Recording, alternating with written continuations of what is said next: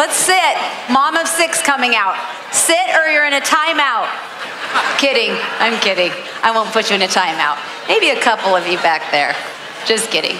Welcome back. Well, like I said before, you do not want to miss even a minute, a word from our next speaker, Daniel Pink. Dan is the author of 6 books, including his most recent book, When, The Scientific Secrets of Perfect Timing, which has spent the last 4 months and counting on the New York Times bestseller list. In addition to that, 3 of his other books, A Whole New Mind, Drive, and To Sell is Human, has not only spent a long time on the New York Times bestseller list, but a couple of them in the #1 New York Times best-selling list.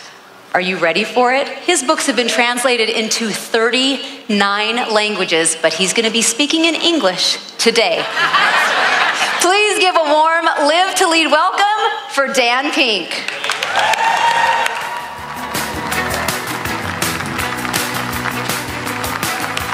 Thank you, everybody. Good to be here. All right, so here we are. I want to talk about timing. Let's talk about timing. And I'm going to come at this a little bit differently than, John had great stories and great jokes. Tyler has a string of hit movies. Carly ran for president. I got some charts for you today, so you're welcome. So let's talk about timing. I want to tell you how I got into this topic of timing, what it means for leaders, how I got into this, some of what I've learned, and then I'm going to take one element of this research and apply it to your daily lives as leaders. So let's get started. How do I get into this topic of looking at timing? The reason is I was making all kinds of timing decisions in my own life. When should I do this kind of work? When should I do that kind of work? When should I exercise? When should I start a project? When should I stop a project that's not working? And I was making these decisions in a very sloppy, haphazard way. That frustrated me. So I wanted to make them in a more intelligent way. I looked around for guidance. It wasn't there. So I started looking at the research. The last several books that I've written have taken a deep dive into social science to say, what does the science tell us about how to work smarter, live better? I wonder if there's any science out there. And it turned out there was a huge amount of science out there, but it was splattered all over the place. If you think, those of you who work for big companies, if you think big companies are siloed, go see a modern university. Those are the most siloed places in the world. So you had research being done by, obviously some people who work in a university right there. There was research being done in economics. There was research being done in social psychology. There was research being done in anthropology, but there was also research being done in molecular biology. There was a whole field called chronobiology, the study of our biological rhythms. There was research in cognitive science. There was research in anesthesiology. There was research in endocrinology. But nobody was talking to each other. They were asking very similar questions, but no one was talking to one another. So the economists were not talking to the psychologists. The psychologists were not talking to the anthropologists. Nobody was talking to the endocrinologists. Yeah, perhaps understandably. Yet they were all asking very similar questions. What's the effect of time of day on how we feel and how we perform? How do beginnings affect us? How do midpoints affect us? How do endings affect us? How do groups synchronize in time? How does the very way we think about time affect what we do and how we do it? And I felt if we went wide enough and deep enough into this research, you could begin to piece together the evidence-based ways to make better, smarter, shrewder decisions about when to do things. So the big idea here is that we think that timing is an art, but it's really a science. We make our decisions on timing based on intuition and guesswork and default, and that's the wrong way to do it. We should be making them based on science. We should be making them based on evidence. And this science is super cool and interesting. It answers a range of questions across the human condition. Questions like this: when should you exercise? Early in the day or late? It's a very clear answer to that question. I don't intend to give it to you, but there's a very clear answer to that question. Why should you never go to the hospital or schedule an important doctor appointment in the afternoon? For reals. Seriously, if you learn nothing else here today, I hope that, seriously, I will feel like I've made a contribution to the world if one person leaves here and cancels an important afternoon doctor appointment. We are going to talk about this. Why does beginning your career during a recession depress your wages 20 years later? There's some incredible and startling research, this is from Lisa Kahn at Yale, about how the unemployment rate the year you graduate from university has an effect on your wages literally 2 decades later. So someone who, John was talking about this earlier with the 100-yard dash. Like, the kind of start that you get makes a huge difference. And if you start way behind, it stays with you for a very long time. Why are basketball teams trailing by 1 point at halftime more likely to win than those leading by 1 point at halftime? It's a whole set of research on midpoints. What happens to us at the midpoint? In the NBA, in general, a team ahead at halftime is more likely to win the game. Okay? You should be nodding at this because that's very simple math, right? They have more points and the game's half over, right? So their odds of winning are pretty good. But there's an exception to that rule. Teams that are trailing by 1 are more likely to win than teams that are ahead by 1. That being down by 1 in the NBA at halftime is equivalent to being ahead by 2. Why is that? Other questions as answers. Why are you most likely to run your first marathon? At age 29, 39, 49, or 59. It's the effect of endings on our. This is the research of Adam Alter and Hal Hirschfield about how endings affect us. When we see the end of something, we kick a little harder. Other questions as answers. Why is singing in a choir as good for your physical and mental health as exercise? This is among the most mind-boggling research I've ever written about. The effects of singing in a choir, not singing by yourself. You can sing by yourself, it's not that good for you. It's certainly not good for the rest of us, but singing in a choir has massive effects on our mood. It's a prophylactic against depression. It actually causes physiological changes. So if you were to, there are experiments out there where they draw people's blood, measure their immunoglobulin levels, have them sing in a chorus, then measure their immunoglobulin levels again, and their immunoglobulin levels have risen. Their immune response is higher after singing in a chorus. It's part of what happens to our body and our mind and our soul when we coordinate with others. So this is totally cool. There's so much good stuff, but I'm just going to select a slice for y'all today. I want to talk about the day. And the reason I want to talk about the day is this. When we think about time, units of time, we tend to think they're natural, but they're not. So there's a clock right here that you can't see, and it's counting down in seconds. 4, 3. But a second's not a thing. A second's not natural. A second's something human beings have made up. Right? A week is not a thing. A week is something human beings have made up. We could have said, oh, we want a second to be this long rather than this long. We want a week to be 8 days long rather than 7 days long. It's just something, it's not a thing. But a day is a thing, right? This is obviously the level of scientific sophistication I'm bringing to you here today, right? A day is a thing, right? Because we can't do anything about it. We can't dictate, oh, I like the planet to turn a little slower or faster. We're stuck. And so the day has a big effect on us, and it has a big effect on us as leaders, and a big effect on the people whom you're leading. So let's talk about some of the research on the effect of the day on how we feel and how we perform. Idea, the hidden pattern of the day profoundly affects our mood and our performance. The hidden pattern of the day profoundly affects our mood and our performance. I'm going to give you 2 quick studies about how the day affects our mood, 2 quick studies about how it affects our performance, then we're going to pay it off. We're also going to have a pop quiz.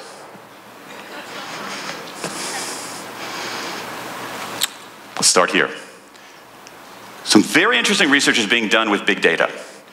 There's a program out there called LIWC, L-I-W-C, the Linguistic Inquiry Word Count. It's basically a giant text analyzer. You can throw a huge amount of text in there, and it can tell you all kinds of things about the written work. So it could take the novels of Toni Morrison and say, how often does she use passive tense? How often does she use active tense? How often do male characters speak? How often do female characters speak? And one of the things this giant text analyzer can do is measure the emotional level of words. So these 2 researchers at Cornell decided to use this massive text analyzer to use a different body of text. Not anything as awesome as Toni Morrison's novels, but something a little less awesome. Tweets. And not a few tweets. 500 million tweets. 500 million tweets. Think about reading 500 million tweets. Think about reading 1 million tweets. I read 10 tweets, I just want to rip my eyebrows off, right? So think about, so you don't have human beings do this. You don't have human beings do this, you have machines do this. So 500 million tweets from 2.5 million users in 84 countries. And one of the things this program is very good at is measuring the emotional level of the words that are used. Does this word convey positive sentiment? Does this word convey negative sentiment? Does this word convey neutral sentiment? So they measure that for 500 million tweets, but remember, every tweet is time-stamped. So you can take the mood, plot it against time of day, and say, do our tweets reveal changes in our mood as the day goes on? And the answer was, you betcha. Mood went up, mood declined, and mood recovered. There was a peak, there was a trough, and there was a recovery. Now, if you look at this and you're watching live, you realize that things are going to get worse here with us today. We are headed on a slope downward. Sorry about that. Okay, so I want you to think about that for a moment. We're going to stack up a bunch of pieces of research here, and then we're going to pay it off. So that's one way of doing the research. Remember, lots of disciplines, lots of methodologies here. All right, we're going to do some serious science here, guys. We got charts, we got science. It's going to be awesome. Here we go. So there's another methodology fashioned by a fellow named Daniel Kahneman. Daniel Kahneman is a psychologist who won the Nobel Prize in economics. He came up with a methodology that he calls the day reconstruction method, DRM. It's really simple. You have people write down the activities of their day, what time they're doing, and how they feel. So people would write down 7:30 in the morning, I'm commuting, I am irritable. 9 o'clock, I am, see my friend at the office, I am content. 2 p.m., I am sleepy. Right? So people would write these down, and then hundreds of people, and then they would say, does this reveal any changes in mood as the day goes on? And the answer was, you betcha. So the vertical axis here is something I'm calling net good mood. So it's positive mood minus negative mood. Here's what that chart looked like. There was a peak, there was a trough, and there was a recovery. Mood went up, mood went down, mood recovered. Peak, trough, recovery. Now, let's pair these two charts. Let's look at them together, right? They're not identical, but they rhyme. Up, down, up. Up, down, up. And scientists of all stripes, of all disciplines, using all different kinds of methodologies, keep finding this out. During a day, our mood lifts, it drops, and it recovers. There is a peak, there is a trough, there is a recovery. So let's stack that can right here. Now, we care about mood. As leaders, you know that your mood is going to affect your leadership abilities. You know that your team's mood is going to affect their performance in some way. But let's unpack that a little bit more. Let's talk about performance, because here it gets interesting, super interesting. Let's go back to this program here, this giant text analyzer, and here we're going to use a different body of text. These are researchers at NYU using a different body of text. They decided to use, this is horrible, right? They decided to use earnings calls. Public companies, every quarter, report their earnings. They have calls where the CEO and the CFO talk about their earnings, project next quarter's earnings, talk about what's going right and wrong in their company with journalists and analysts. These calls are transcribed. So they looked at the transcripts of 26,000 earnings calls. This is so painful. Human beings can't do this research. Seriously, go online and look and read through an earnings call. You will not make your way, you will not finish it. You will not finish it. 26,000 of them, 21 companies, 6.5 years. They were looking for one thing, but they said, this thing's pretty good at emotions. Let's see if the mood in these earnings calls changes over the course of the day, as evidenced by the words these executives are using. And the answer was, whoa, mood does change. Then they say, oh, that's probably because companies with good earnings report it one time a day, and companies with bad earnings report it another time of day. That must be what it is. So they control for that. And as you know, those of you who do sophisticated statistical analysis, it does come with that sound effect. All right? They control for that. Holy smokes, it doesn't change at all. Here's what they found. Afternoon calls were more negative, irritable, and combative, leading to temporary stock mispricings for firms hosting earnings calls later in the day. Now think about that. Earnings calls, CEO and CFOs of public companies, people like Carly, CEOs and CFOs of public companies.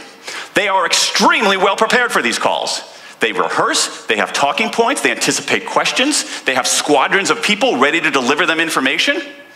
And they have a lot at stake, literally millions of dollars. Talented, well-prepared people with millions of dollars at stake still aren't tough enough to deal with this hidden pattern. And I think what's interesting here is this temporary stock mispricing. That I am convinced there is someone out there who has written a program to exploit that change, that delta between the true price and the temporarily low price. He's probably at Tyler Perry's Ford right now, financing some movies. It's so bad that these academics do something academics rarely do. They give people advice. Here's what they said. An important takeaway from our study for corporate executives is that communications with investors and probably other critical managerial decisions and negotiations should be conducted earlier in the day. Let's go to another study. Let's talk about education. For that, we're going to go to Denmark, because something beautiful happened in Denmark. Something called a natural experiment. Here's what happened. In Denmark, students take standardized tests, as they do here in the States.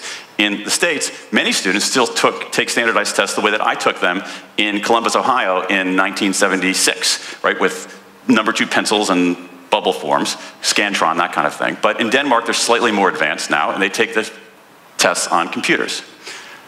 However, on test day, the typical Danish school has more students than computers. So everybody can't take the test at the same time. As a consequence, the students are randomly assigned to take the test at different times of day. Some take them early in the day, some take them later in the day. Does that make a difference? Good guess. Let's take a look. For every hour later in the day, scores decrease. We find that an hour later in the day causes a deterioration in test score that is equivalent to slightly lower household incomes, less parental education, and missing 2 weeks of school. Yeah, thank you for the wow. I think that is wow-worthy, right? Think about that. So we're going to make education policy based on standardized test scores, and a kid who takes a test in the morning scores here, and the other one who takes a test in the afternoon scores here. Is that a valid basis for policy making? I'll tell you what's worse. Are we going to make decisions about this kid when if she had been randomly assigned here, she would have scored better? This is getting a little bit alarming. But if you really want to be alarmed, let's talk about healthcare just for a couple of minutes. No, let's talk about it.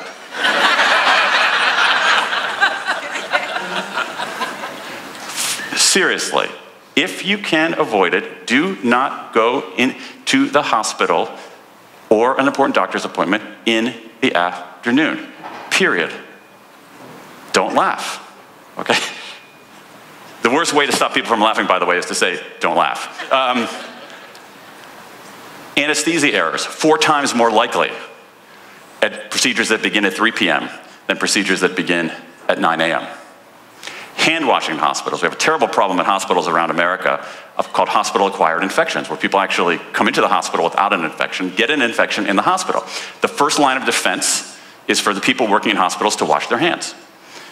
Here's what the chart, I don't have this with me, here's what the chart of hand washing in hospitals looks like. The vertical axis is how often people wash their hands. The horizontal axis is time of day. It's a very simple chart. It's an air chart.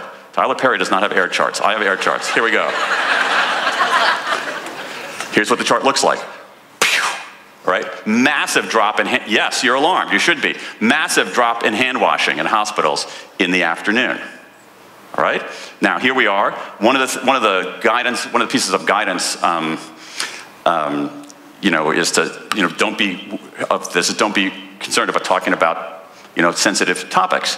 So following that guidance and just knowing what I think can really light up a crowd. Let's talk about colonoscopies.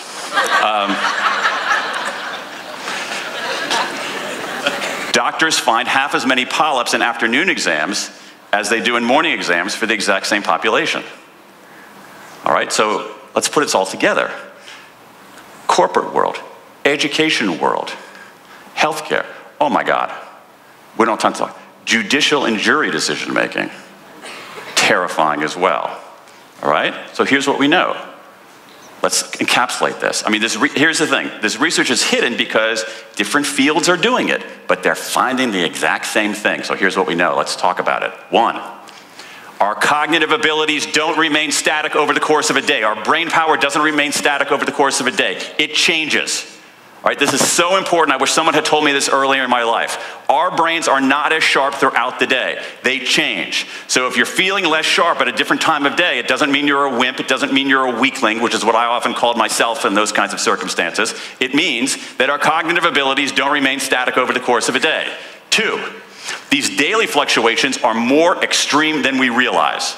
The difference between the daily high point and the daily low point can be massive. 3, the best time to perform a task, or as leaders, the best time to have others perform a task, depends on the nature of the task. So I want you to think about this in 2 directions. 1, your own performance. 2, the people you're leading. Their cognitive abilities don't stay the same throughout the day. Their daily fluctuations are more extreme than they realize. The best time for them to perform a task depends on the nature of the task. So we're going to pay this off with some guidance on what you can do and then what you can teach your teams to do. It begins with something called chronotype. You've heard of folklore, that's science. There's a whole field, as I mentioned before, of chronobiology. A key element of that is what's called a chronotype. Some of us naturally wake up early and go to sleep early. Some of us naturally wake up late and go to sleep late. Most of us are in the middle. About 15% of us are larks. About 20% of us are owls. And about 2/3 of us are what I call third birds. Not larks or owls. Seriously, I'm not joking. I looked through like 1,000 bird names to come up with something better than that, and it didn't exist. So how do you figure out your chronotype? There are instruments, psychologically sound instruments, scientifically sound instruments, like the Munich chronotype questionnaire, the MCTQ, the morning evening questionnaire, but there's a back of the envelope way that we can explain this too. So we can figure out somebody's chronotype here. If we have a volunteer, we can figure out your chronotype probably in 30, 45 seconds. So that woman right there was the first in the appropriately colored pink top. Let's, yes, you, okay. Tell me your name. Diane, okay, we're gonna figure out Diane's chronotype, okay? Those of you watching can do this on your own. Those of you watching here can do this. Here we go, Diane. So I want you to think about what chronobiologists call a free day. A free day. A free day is a day you don't have to wake up to an alarm clock and you're not massively sleep deprived and trying to catch up on sleep. On a free day, what time do you typically go to sleep? 9:30 or 10, so reasonably early. So you don't have to get up the next morning to an alarm clock. That's 9:30 or 10, okay? Just want to make sure I'm sort of turning into a game show host here. Like, is that your final answer? Okay. Let's say 10, all right? 2, when do you typically wake up on a free day? You can wake up anytime you want, Diane. 7, okay, let's say 7, because it's gonna make my math easier, all right? So, yeah, so 7. So what we're trying to do here is we want to figure out what is your midpoint of sleep. So your midpoint of sleep, if you go to sleep at 10 and wake up at 7, your midpoint of sleep is going to be 2:30. Is that right? Never do math in public. That's rule number 1. 2:30, okay? So here's what we know. If your midpoint of sleep is before 3:30, you're a lark. If your midpoint of sleep is after 5:30, you're an owl. If your midpoint of sleep is in the middle, you're a third bird. So Diane, you are a lark, it sounds like. Does that make sense to you? Great, okay, so you figured out our chronotype. Here's what we need to know. You got your owls and you got your non-owls. Any of you owls in the audience, come up as an owl. The owls, okay, I feel your pain, owls. Seriously, the corporate world is designed to crush your spirit, suck the very life out of you if you're an owl, all right? But here's what we know. Most of us, 80% of us go through in this order: peak, trough, recovery. Peak, trough, recovery. Peak early in the day, trough in the middle of the day, recovery late in the day. Owls, much more complicated people. Birds, much more complicated bird people. They sort of go recovery, trough, peak, but the main thing with owls is that they have their peak much later in the day. 4 in the afternoon, 5 in the afternoon, 8 in the evening, 10 in the evening, 11 at night. Okay? So, that's our type. Now, I'm gonna give you ask you a question here.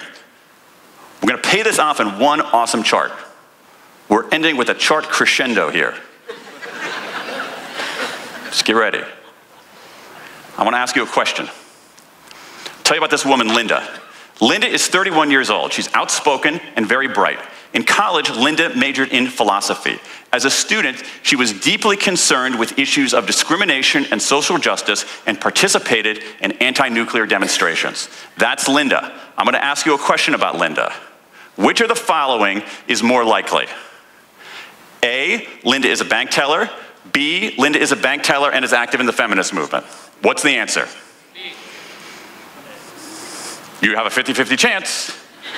Anybody say A? A is the right answer. Why is A the right answer? That gentleman back there. Okay, it looks like it would be A because it's not the thing you think it would be. That's an incredibly interesting answer. It is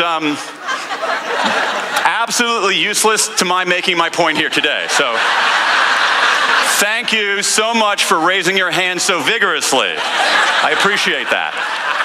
Anybody have a better reason? Who else has a reason for A? Someone over here? Yeah. Feminism has nothing to do with nuclear activism. Feminism has nothing to do with nuclear activism. That is an interesting point as well. Not quite there. We're going to have one more chance. That gentleman right there. Because she's not busy doing anything after work. She's not busy doing anything after work. All right. Another interesting answer. Let's make this simpler. Let's make this simpler. You guys, so here's the thing about this problem. Most people don't get it right. The answer is A. Okay? And it's not a close call. It's not an opinion. The answer is A. Why? Because B has two variables, A has one variable. Bank tellers who are active in the feminist movement are a subset of bank tellers, and the subset can never be larger than the set of which it is part. So if I said to you, Linda is a bank teller and is an accomplished taxidermist, right? You wouldn't be faked out by that, but most people get this question wrong. It's a cognitive quirk that we have. It's a cognitive quirk that they have. This is what psychologists call an analytic problem. But here's why it's interesting for our point. So remember, you could do this with ninth grade algebra. There are two variables rather than one. One is a subset of the other. It's not an opinion question. A is the right answer, period. Here's what's interesting about this. Larks and third birds, more likely to get this question right early in the day and miss it later in the day. Owls, more likely to get this question wrong early in the day and right later in the day. Let that settle there for a little bit. I'm going to give you another problem, and I'm just going to tell you the answer to this one. Ernesto is a dealer in antique coins. One day, someone brings him a beautiful bronze coin. The coin has an emperor's head on one side and the date 544 BC stamped on the other. Ernesto examines the coin, but instead of buying it, he calls the police. Why? Okay, I'm going to totally tempt fate here. Who has a reason why? Yes, sir. He knows, oh my God, thank you, bless you. What's the answer? He knows it's not real. Why? Because he knows it's not real. He knows it's not real. Yes? Thank you. Dating something BC is like a hindsight. Tell me your first name. Treasure? Whoa, that's an awesome first name.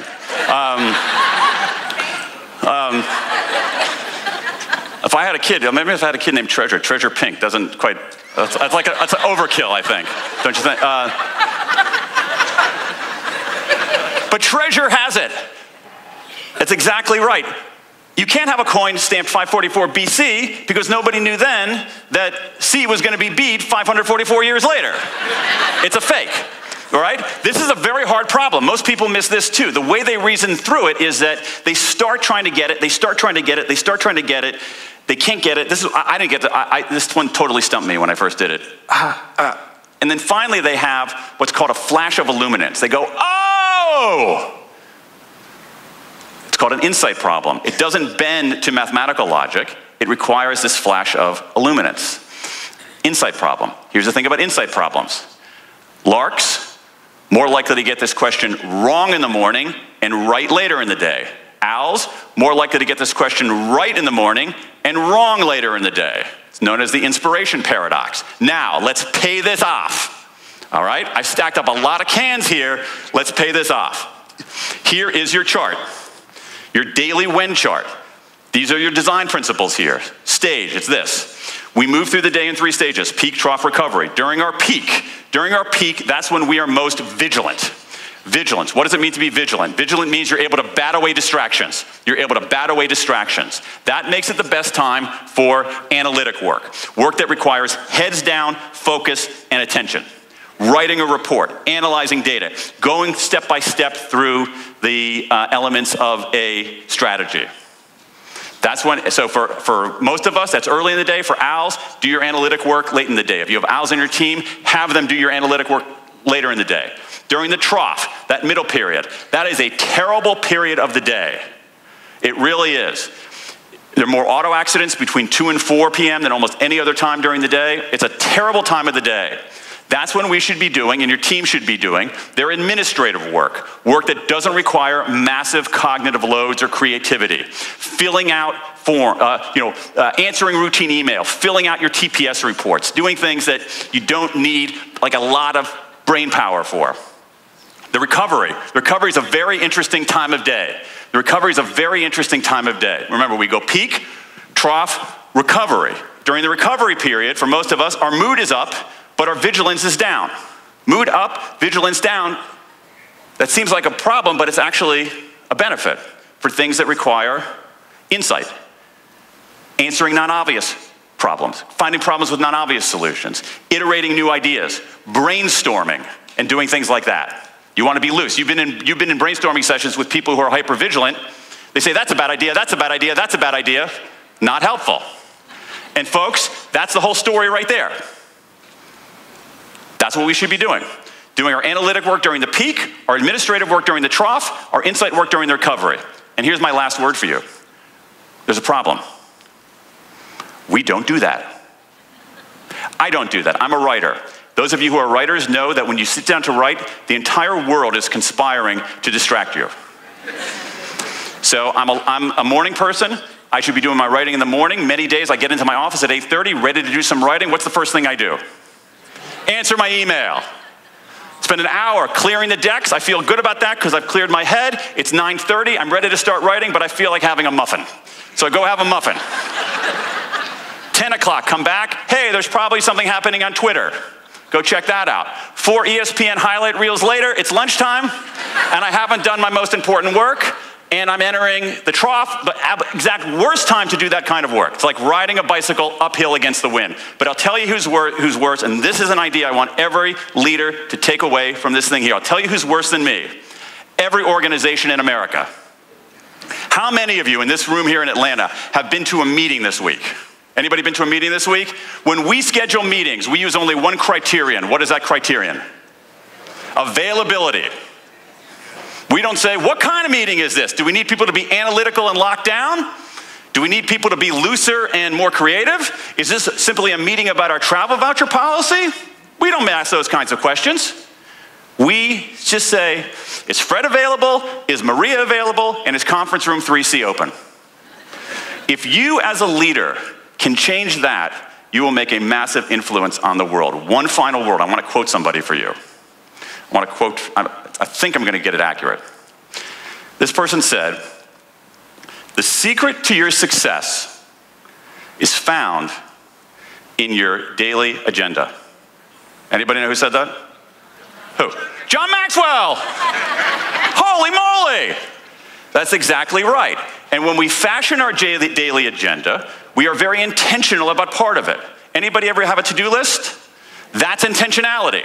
We're intentional about what we do. We're intentional about how we do it. We're intentional about who we do things with. But when it comes to when we do things, we're not intentional.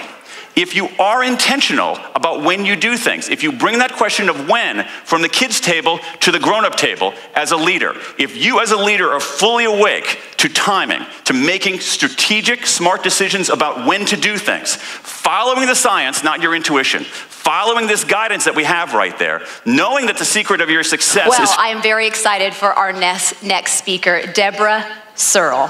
She is an amazing woman. I got a chance to talk with her, chat with her. She is an outstanding human being, just a great person. I'm so excited for us to all learn from her.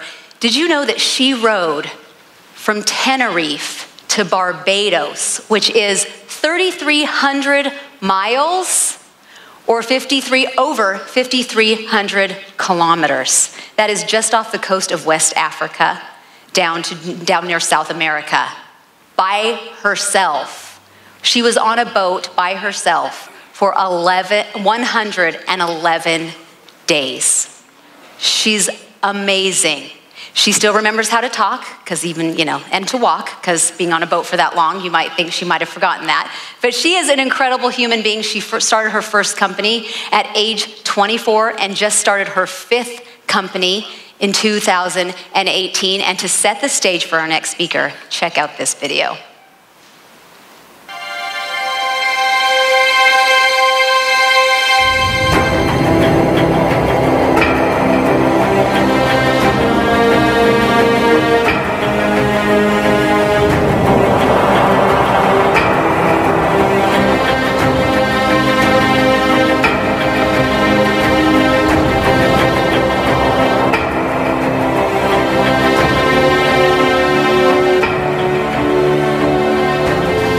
Latest sporting heroine is a woman who's rowed her way across the Atlantic and has been talking to the 6 o'clock news about her remarkable but terrifying adventure. It's taken Deborah 3.5 months to row from Tenerife to Barbados. She started her journey with her husband, but continued on her own when he pulled out after only 2 weeks. She continued alone.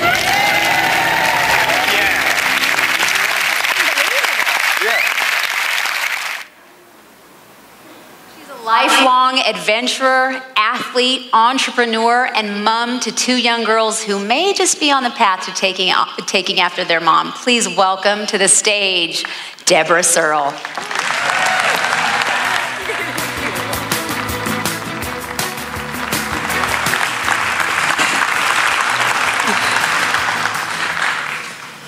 There was this crazy headline that pretty much every newspaper in the UK ran with when this story broke.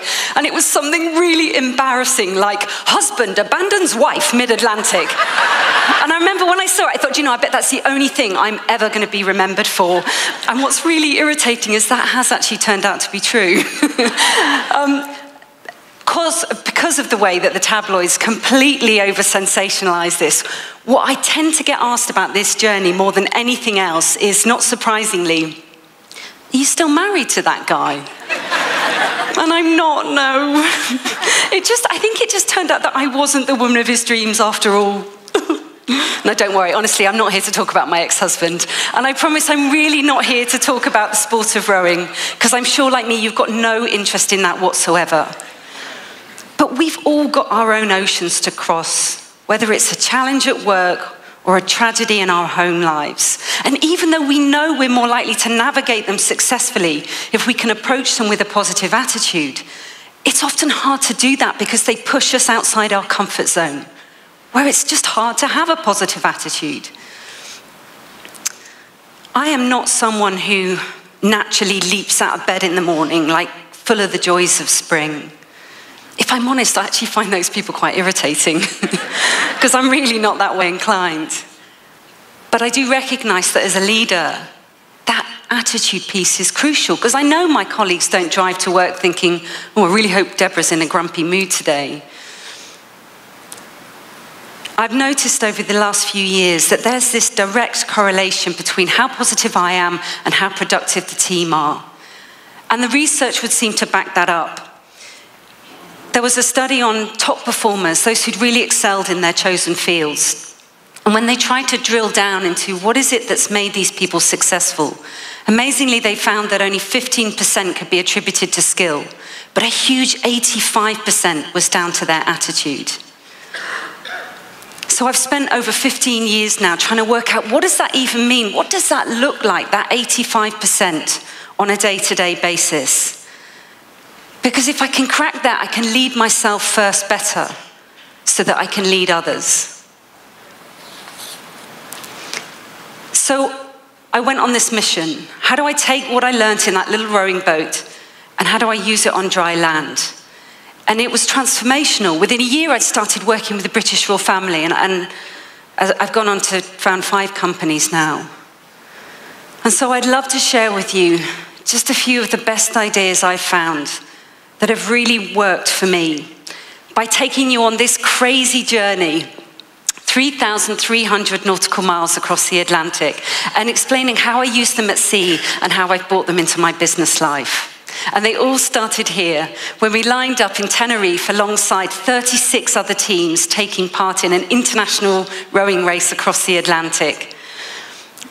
All of us had 2 people in the boat. I suppose really the only difference between our boat and all these others was we were the only mixed-sex team.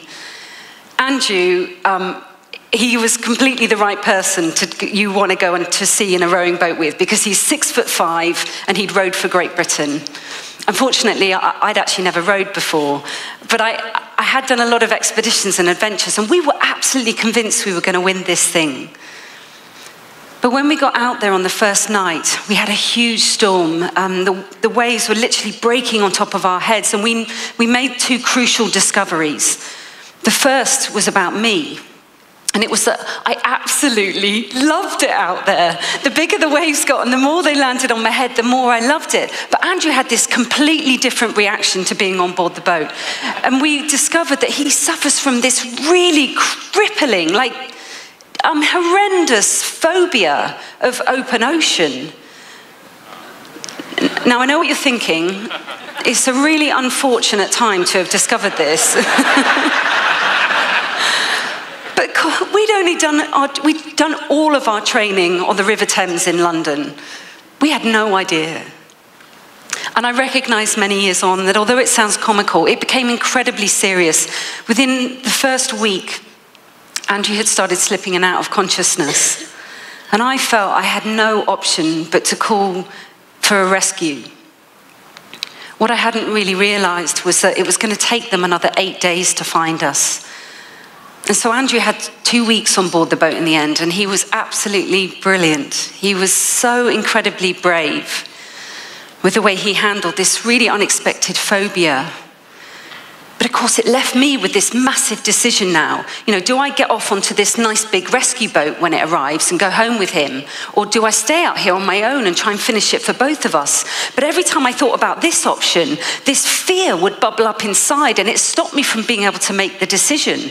I kept on thinking about all the risks, like what if I get attacked by a shark, or I might get run over by a big container ship, or I might get washed out of the boat by a big wave, and then I wouldn't be able to swim fast enough to catch back up with it, and I'd just be there in the water. Nobody would be coming to get me, and then I'd get eaten by the sharks. And the more I thought about these risks, the more this fear would bubble up inside, because what they told me on the rescue call was they couldn't follow along behind me in the boat. They had to get Andrew back to medical assistance. So for however much longer this 3,000-mile journey took, I'd be completely alone. I got to the point where I remember saying to myself, Deborah, if you are going to choose this option, just run a movie in your head, see yourself doing it. This moment here, when Andrew would be up on the rescue boat, they'd turn and sail away, and you'd just be sat there waving goodbye, and then they'd be gone. There'd be nothing, just that water all around you. I ran that movie over and over again in my head, every single detail about it. And after a while, I realized all this fear that had been building up, it'd completely gone away. And when I analyzed why that was, I noticed that in the movie version running in my head of this moment, I looked a lot like Xena Warrior Princess. I had these big rippling muscles. I was I was at least 6 foot tall. She's the kind of woman that could row an ocean, isn't she? And I had to see myself that way, because the reality was so far from that. She gave me the courage to go for it. I even gave myself a new name. I was Deborah, warrior princess of the waves. Because that was the alter ego I needed. I've got alter egos for all kinds of things now. It's amazing how often I'm Richard Branson in negotiation meetings. But like watching any movie for the second time, you don't jump if it's a scary movie the second time, because you've seen it, you know what's coming, you're mentally, physically, and emotionally prepared for it. And so when Andrew was on that boat, it was like I could just press play. And I didn't jump because I was Xena. I run movies for all kinds of things now, whether it's a difficult conversation with a colleague or a big pitch to a client. Because it's the best way I have found to train my subconscious brain to look for ways to make those imagined successful performances a reality. But if I'm honest, I probably didn't think they'd gone very far at first in this rescue boat. I imagined that they'd maybe sailed far enough over the horizon so that I couldn't see the mast poking up. And at that point, they pulled the sails down, and they were sat there looking at their watches thinking, oh, bless her, let's give her a few hours to try on her own, and then we'll pop back and pick her up. Because I knew they didn't believe I was going to make it. But I kept on thinking, Deborah, it doesn't matter anymore that they don't believe you're going to make it. Because what matters is you believe you're going to make it. And I really did believe that more than anything else. I had this passionate belief that the next time I see Andrew and all my family, they'd be lined up on the quayside in Barbados, and I'd get to have this incredible reunion moment with each of them. And I clung on to that contagious belief that I was going to make it. I was so passionate about that the shore team back in England, in my office, they believed it. And because they believed it, they persuaded the race organisers to at least let me give it a go. And I'm always mindful now, am I being contagiously passionate about this when we're launching a new product, when we're putting in place a new system? But what if you're not feeling very positive? Like, I think as leaders, we try so hard to be inspirational and positive, don't we? But what about the days where you just don't feel like doing it? I had so many days like that at sea, particularly later on when I had a couple of hurricanes go through. And on those days, I questioned myself, maybe, is this just a perspective thing? And I'd ask myself this question, how bad is it, Deborah, really? And I'd made this scale in my head where 10 was you're being eaten by a shark, because that was about as bad as I could imagine it getting. And 1 was, yay, you've made it to Barbados. Do you know, even on my worst days at sea, even in those hurricanes, when I put myself on this scale, I was only ever at about 7. There was always a little bit more mental and physical hardship that I could cope with. I still have to use this now. Obviously, it's changed a bit over the years because there's no sharks anymore. It's like the business has gone bankrupt and you've lost the house. Do you know, even on my worst days in the office, I'm probably only ever about a 4. Sometimes, though, I know I need to shift my perspective first before I can shift my attitude. This scale helps me put back in control this thought process.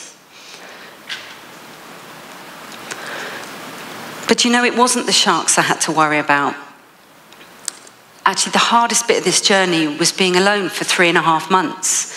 And I've probably found that harder than most would because I've got an identical twin sister. So I'd really never spent a day alone in my life before.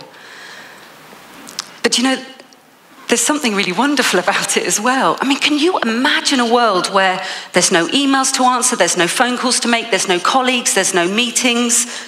It's brilliant. You should try it. I mean, it's very liberating.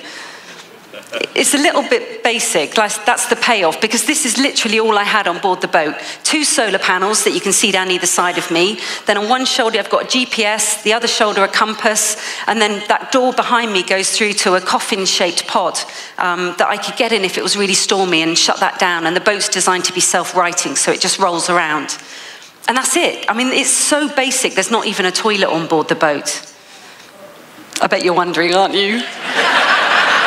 I had this bucket and chuck it system. It was very effective, although I did learn quite early on that you really shouldn't do the chuck it phase into a strong headwind. The worst thing about that day is there's nowhere to wash. Like, I'd seen some sharks quite early on in the journey, so I'd made this decision. I was never going to get off the boat and have a wash. I ended up not washing for 3.5 months. You should try that as well. It was brilliant. And it is so beautiful out there. Just, you know, to see dolphins leap out the water next to the boat. I felt like the luckiest person alive on some of the days out there. But the marine life is also one of the worst things about being out there, as well as the best. I was terrified of so much of it. The whales that were 3 times the length of my boat. I'm like, the sharks, you know, I was convinced that the shark, it would come munching through the side of the boat and eat me, because that's what they do in the movies, isn't it? You know, my sole knowledge of sharks until this point was actually based on the Jaws movies I'd seen in the 80s.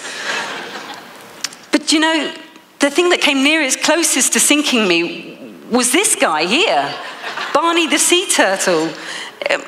They would dive underneath my boat, and I could hear them like scratching on the bottom. They've got very sharp beaks, and because I was going so painfully slowly, there was a lot of seaweed that had grown, and so they were eating the weed off the bottom. But the boat's designed to roll, so it's going like this all the time. And every time it would roll down onto the side that Barney was under, there'd be this big crashing noise followed by a really loud cracking, splitting noise. And I was convinced he was going to come up for air and there'd be this little naked turtle next to the boat. And then when he surfaced, there was nothing wrong with him. And it kind of dawned on me that this cracking noise was the bottom of my boat. And all I could think was, I can't believe I'm going to be sunk by a sea turtle. I mean, that's just really embarrassing, isn't it? Like, if you're attacked by a shark, that's quite cool. So I just thought, row away, Deborah. And I was pulling like this, desperately trying to get away. And I could see Barney like this, desperately trying to catch back up. Do you know, I can't tell you how demoralizing it is when you are pulling as hard as you can and the slowest oceanic creature in the whole world is keeping up with you. It's so depressing. And it made me realize just how long I was going to be out there. You know, when Andrew was on board, we thought it would take 6 weeks. It took me 3.5 months. That's way too long to be alone. I think we've all got all this love to give and receive. We've got all this communication to do. And when you see nobody for month after month, it's just not right. But everything changed in the second 6 weeks because these 2 hurricanes arrived. And you'd think that would be a really bad thing, wouldn't you? But of course, they brought with them these huge mountainous seas. And I found myself surfing down the front of these waves like this. Woohoo! Like, I was doing 50 miles a day.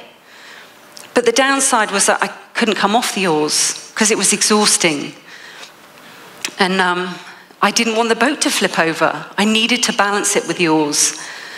And so sleep deprivation became a massive problem. It was bad anyway, because when Andrew left, I took on a new routine. 2 hours rowing, 1 hour off, 2 hours rowing, 1 hour off. And I would do that around the clock, 24 hours a day. But with Andrew not there, I didn't feel I could risk it in those waves. And it meant that the exhaustion stopped me from being alert. There was this moment where I was fixing something in the bottom of the boat, and I just hadn't been looking up enough. I wasn't alert. And then I next looked up. There was this huge container ship. Anyway, I bounced down the side of this thing, and afterwards, I just felt completely mentally broken. Like if I had been asleep when that had come along, they wouldn't have even noticed me as they ran over the boat. I called up my twin sister, Hayley. She was project managing the team back in the office, and I was screaming down the phone at her that she had to get me a rescue. Sisters can be so irritating, can't they? She was on the other end of the phone, and she kept on saying things like, no, I'm not going to get you a rescue. You're not done yet. Why don't you just put some headphones on and row in time to the music? It might take your mind off it all. But I had nothing else to try. So I put these headphones on, and this song came on. It's a real one-hit wonder. You'd all know it. It was the song called You Get What You Give by the New Radicals. But there was this one line in it that I really needed to hear. In the chorus, he kept on singing each time, when you're in the darkness and you can't see the light, don't give up. Every time he sang that line, it was like he was singing it just to me. Like, don't give up, Deborah. You've come way too far now. And all that passionate belief I'd had that I'd get this incredible reunion moment in Barbados with my family, it would all come rushing back again. And there were about 10 songs on the boat that had that exact same impact, almost instantly could shift my attitude. And when I got back to England, I put all of those songs on a playlist. And I was analysing one day why they'd had such an impact, and I noticed that each one of them was attached to a memory. There was one that reminded me of a brilliant ski holiday we'd gone on with some friends, and then There was a weekend on Dartmoor with my twin sister and our husbands and our ridiculous matching twin camper vans. And then there's the Girls' Night Out song we always sing and dance to. And then I've added new ones in recent years. There's a song that my kids loved when we were on holiday one summer. We've all got these songs, haven't we? My memory songs would mean nothing to you because you haven't got any memories attached to them. But I have these days where I get in the car and I start driving to work. And I sit there and all I can think is, my job is, what's the word I'm looking for here? Let's use shift.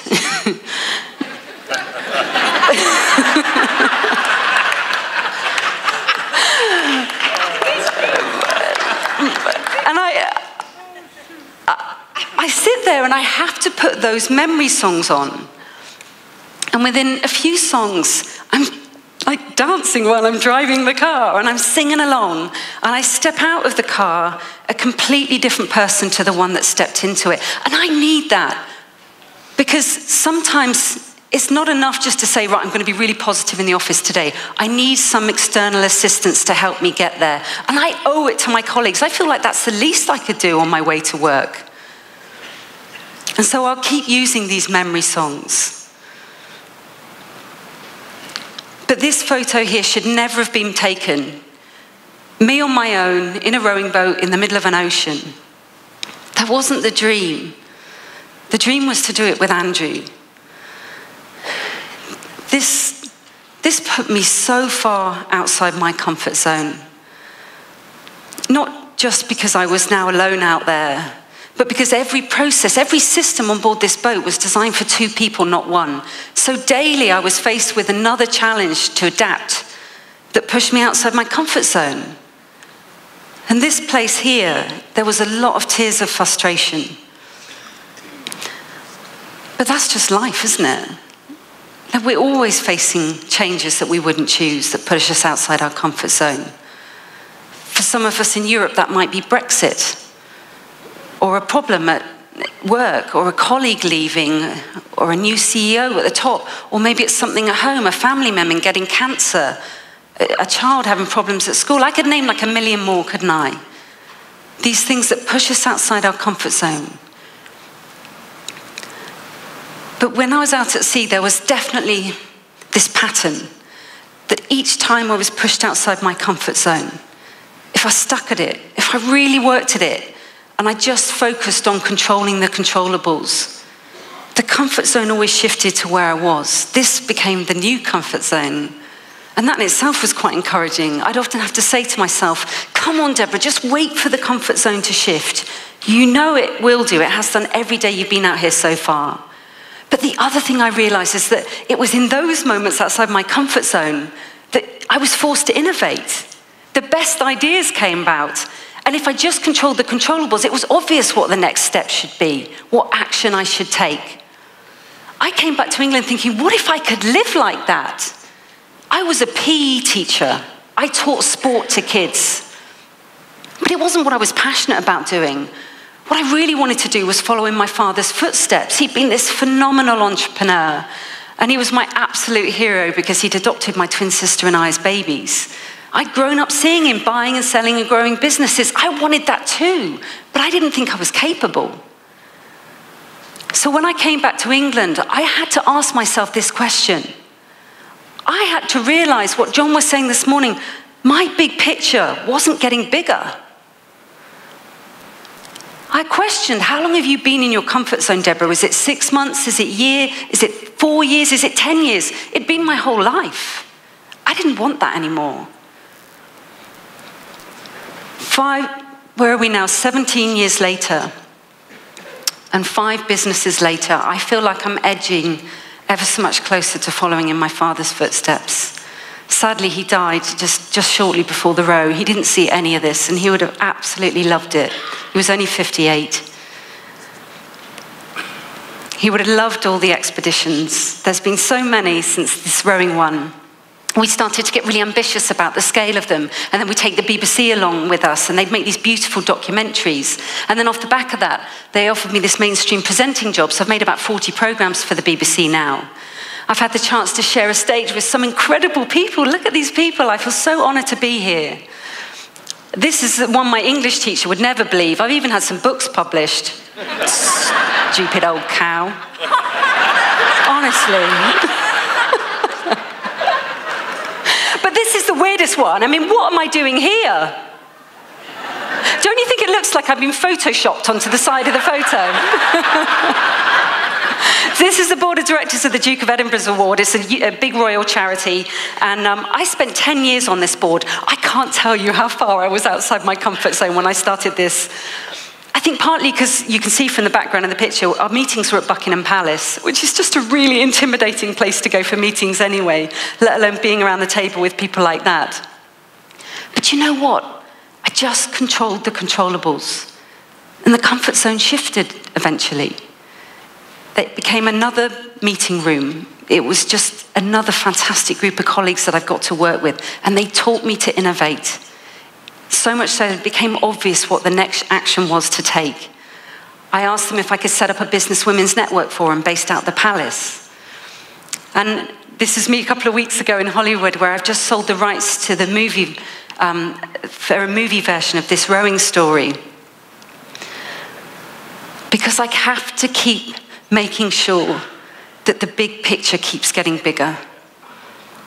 And I can only do that if I am constantly looking for ways to shift my comfort zone, waiting for the comfort zone to shift.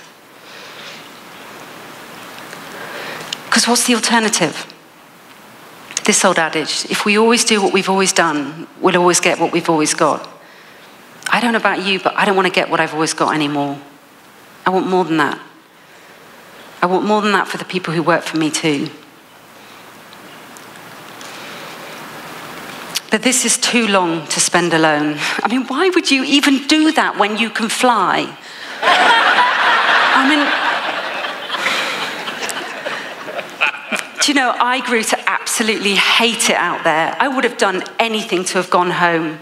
I had this tiny glimpse of what Andrew had gone through. I hit this brick wall psychologically. I couldn't do it anymore. I wrote this diary entry on the website, desperate for a rescue. And after it went live, I got this phone call from the Shaw team in the office, and they rang me up and they went, "Hi," in this kind of really irritating sing-song voice. And I went, "Hello?" And they went, "It's only us. We want you to know we've read that diary entry, and we're not ready to give up yet."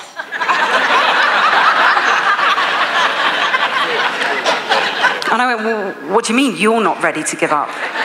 And they went, "Well, it's a team effort, isn't it?" No, it's not quite like that, actually, because I'm the one that's out here. And I was so angry with them, and they kept on saying, "Tell us the problems. I'm sure together we could find the solutions." And all I could think is, you're 2,000 miles away. In the end, they ground me down and went, "Fine, here's the first thing. I want to do on Christmas Day all the stuff I normally do. I don't want to be stuck out here anymore." And they said, "That's fine, don't worry. We're going to make Christmas happen for you." 10 days before Christmas, a yacht arrived, the first people I'd seen for 2 months. And they had with them this huge Christmas parcel that the team had put together in the office. They'd flown it to Barbados and arranged for this boat to bring it to me, with Santa hat, Christmas decorations. There was like carol hymn sheets so I could even sing Silent Night. There was a little Christmas pudding, because traditionally in England we have turkey followed by Christmas pudding. And obviously I didn't have any turkey, but I did have this chicken cuppa soup. That was like my closest flavour. So I drank that and then I ate my little Christmas pudding. And it was honestly the best Christmas I have ever had. I think probably because it was the only time I could ever remember where there was no family arguments. There was none of that kind of crazy commercialisation. It was just this beautiful, Christ-filled, lovely way to spend a Christmas day. Do you know, that last few weeks taught me a lot about leadership. It showed me that as the leader, I don't always have to have the answers. And that sometimes we give our colleagues the opportunity to make the biggest step-ups that they can possibly make when we're vulnerable enough to say, "I need your help here." And so I couldn't wait to see them again. They had got me across that ocean. I would spend hours running this movie of what that moment was going to be like, what it, you know, to have Andrew pick me out of the boat and pick me, give me this huge hug, and to walk up to my mum and hold her and give her a bit of a sniff, because you see, my mum always wore Nivea cream on her face, so there's this certain smell about her. And then each of my, my family members, my brothers, my sister, my other team members, who will fly out, and what about the sounds and the smells and the color, and how is that going to feel? Like, that's going to be the biggest feeling of achievement I ever have in my whole life. I would run that arrival scene movie over and over again in my head, because when I hit rock bottom, that's what kept me going. But they completely ruined it, because it was nothing like the arrival scene movie. Not that it mattered, because that's what had got me there. This was the first time I'd saw them. I'd never factored a boat into it. They were flying towards me on the front of this speedboat. But then they did race ahead of me, and so they were on the quayside when I got there. Now, I gave up a long time ago trying to put into words what these next few moments were like, because there just aren't enough special words in the world to describe a moment quite like that. So rather than mumble my way through it, I'm going to show you what happened instead.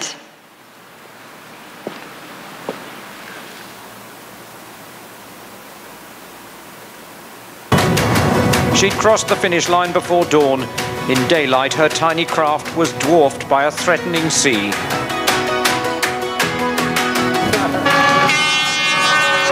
After days of often desperate loneliness, a welcome she'd never anticipated, Barbados has adopted a new heroine, and Deborah couldn't contain her triumph.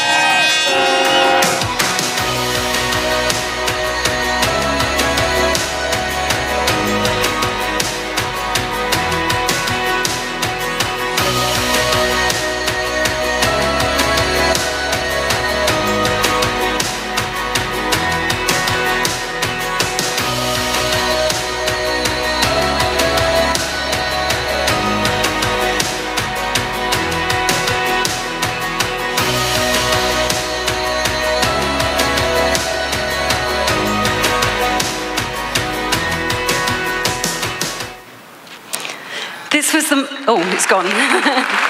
Thank you. This was the moment I got to smell the Nivea.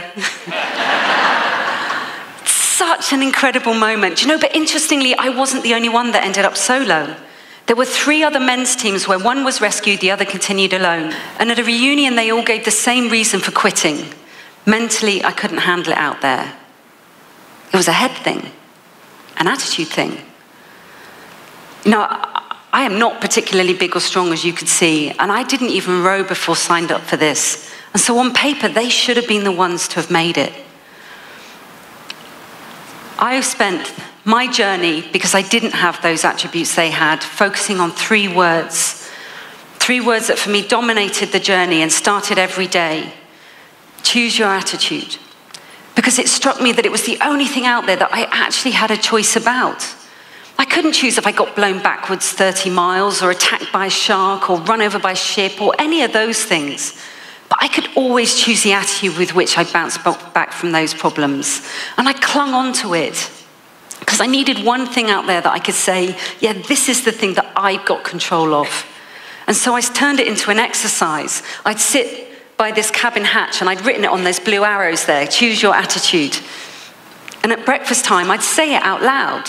Right, come on, Deborah, choose your attitude. Which one is it going to be today? And I'd make myself pick one, although obviously it had to be a positive one because negative ones were banned from the boat. And I sit there thinking, okay, right, today's attitude is optimism, or something like that. And then the next bit of the exercise was I had to list out loud what would be the benefits. If you could stick to being optimistic, what would the day bring? And I think, well, I suppose if I was being optimistic, I might pull harder and I might do more hours than I've done on any other day. And I carry on down this list of benefits, and by the time I got to the end of breakfast, I'd feel pretty optimistic on whatever the one was I picked, and I'd also not run the other list. I hated the other list, but I would do it all the time if I didn't do this, where I'd sit there thinking about all the things I either wanted or hated. Like, I just want to drink anything other than this horrible, purified seawater. And I desperately want a bed that's totally still for a whole 8 hours. And I really want some more toilet roll because I'd run out and I was using my sock. I mean, I look back now and I think I probably had every right to have the world's worst attitude. But because I did my Choose Your Attitude exercise each day, because I had a brain trigger that reminded me to do it, I at least started the day in the right way. I don't have the boat anymore now, so I've got a new brain trigger. When I park at work, I try and park the car as far away from the door as possible, because when I press the key fob, it goes beep, beep, and that's my trigger.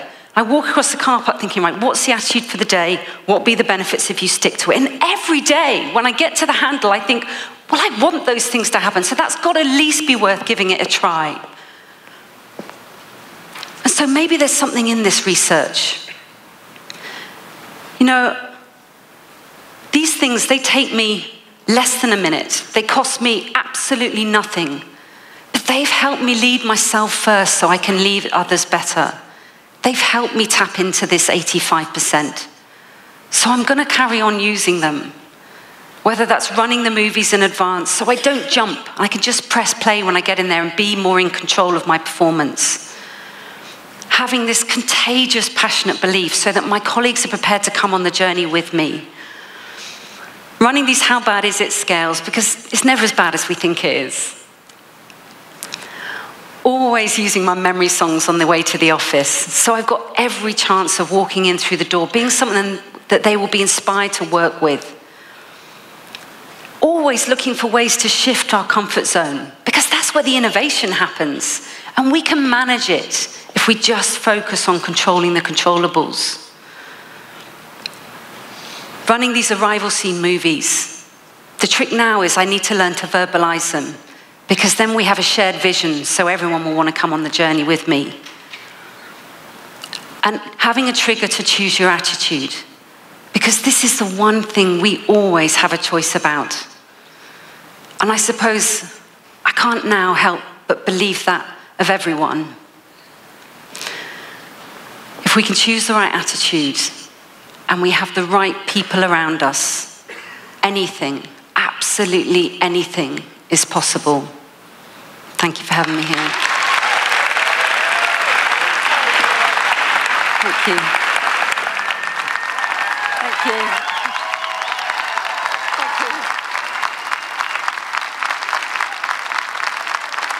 Girl.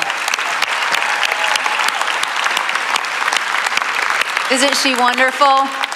So wonderful. Okay, so normally this is where I come up with a takeaway, but Deborah is so generous, she has a giveaway for us. So normally I would say, head out to the resource table and pick up her book, The Journey. But if you look on the screen, you're going to find the digital download of The Journey for free as a gift to you from Deborah. Let's give her a warm and hearty thank you. Did we put it up? Take a picture. Get it? All righty. Well, how many of you feel a little bit like, oh, I just don't feel like I got enough John Maxwell today? Anybody? Anybody? I kind of thought you'd feel that way. I felt the same way. So let's please give a rowdy and joyful and fun and appreciative welcome back to the stage, our mentor, John Maxwell. Thank you, Bill. Love you. Oh. Wow. Thank you. You may be seated. Okay. Talk to me. Was that one of the most inspirational sessions you ever spent in your life? Thank you, Deborah. Thank you very much. I just when I think of our speakers today and what they have done, I just think it's been a great day. And all of you that are in our different satellites, I'm so excited that you've been able to join with us, and I just trust that you've really felt that this was time worth your while. Be sure, again, even when this event is over, to go up and see that John Maxwell team coach, okay? Because they'd love to add value to you. Meet them and get connected. I want you to do that. Okay. Are you ready for one more session? Yes. You okay? Well, for a moment, just a moment. I know you're ready. I'm not concerned about you being ready. You know what the question is, don't you? Is the person on your left? Look at him and just ask him, are you ready? Go ahead. Are you ready? Are you ready? Because in this session, I want to talk to you about one of the leader shifts in my book. And it's the shift from goals to growth. And I really want to talk to you about something I'm very passionate about, and that is just your personal growth and your personal development. Because improving yourself is the first step of improving everything else in your life. It's very true that we're always anxious to improve our circumstances. We're always anxious to fix the things around us. But so many times we're not anxious to improve ourselves and fix ourselves. And so the whole teaching of this is that when we start in life, you probably started off like I did, and that is with goal setting.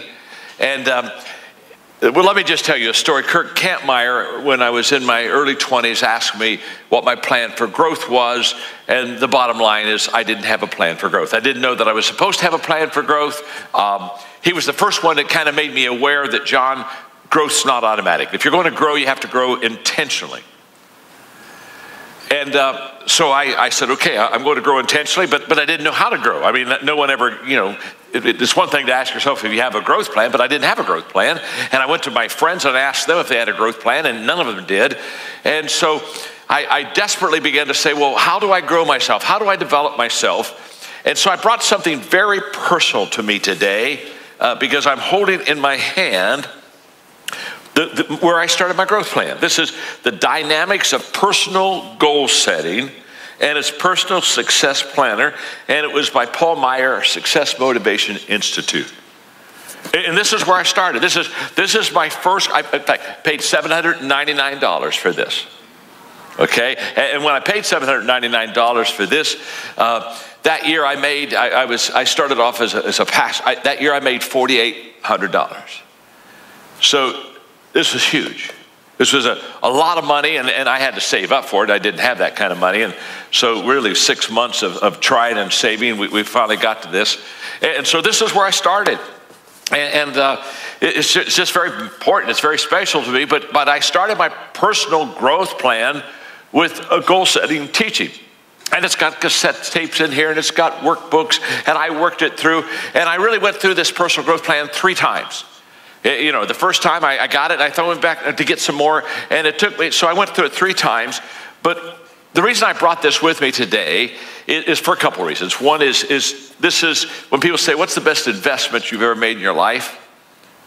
The best investment I ever made in my life is right here. The $799 I paid, which was an awful lot of money for me, the $799 I paid has been worth millions of dollars for me. The return is incalculable. And the reason I say that is because I'm going to challenge you in a personal growth way to invest in yourself. In fact, if you wouldn't invest in yourself, why should anyone else invest in you? I'm always amazed at people who want me to scholarship them. Want to, could you kind of give me a free lift? And my whole process, no. If you and I don't bet on ourselves, why should anyone else bet on us? The first bet that I ought to pay is on myself. And so this is my first kid, and so I brought it with you today to say that I literally started my whole growth life, goal setting. And isn't it interesting? I'm talking to you about how do you and I leader shift? How do we shift from being a goal setter to a person that just really works on growth? Because here's what I realized when I started in my growth plan. What I realized was this: the goals I achieved were not as great or as important as the growth that I was receiving in my life. That yes, I was setting goals and I was stretching towards those goals, and it was a good thing, but there was something happening internally to me that was more than places I wanted to go and numbers that I wanted to reach. And I experienced two what I call growth changes that I want to give to you. Because I think that when you get on a growth journey that's intentional, you'll discover these same changes also. And the first one is very simple, and that is that I went from growth in everything to growth in essential things. When I started off my growth, I just said, well, I want to learn everything. And so I just read and studied and listened to tapes, and I just did everything I could to grow. And I was just grow. And one day it hit me that was never going to get me to where I wanted to be. That I had to go from trying to grow in every area and everything to grow, get essential. What are the main things that you just need to grow in? Now, for me, in my 20s, I came to the conclusion that if I could be successful in relationships, if I could become successful in training and equipping people, if I could have, Deborah, you did such a phenomenal job, if I could have this attitude that's controllable that you just talked about a moment ago, if I could have an incredible attitude that would help me be an overcomer, and if I could learn to lead and increase influence, if I could do those four things, relationships, equipping, attitude, leadership, if I could grow in those four areas, then I probably could be successful.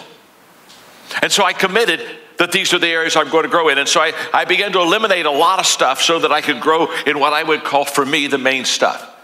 And I would say to each one of you in all of our sites and here locally, that what you've got to do is when you start your growth plan, becoming intentional, you got to ask yourself, what are the areas I'm going to grow in? You can't grow in everything. You don't even want to grow in everything, but you got to grow in the essential things. For me, REAL, relationships, equipping, attitude, and leadership.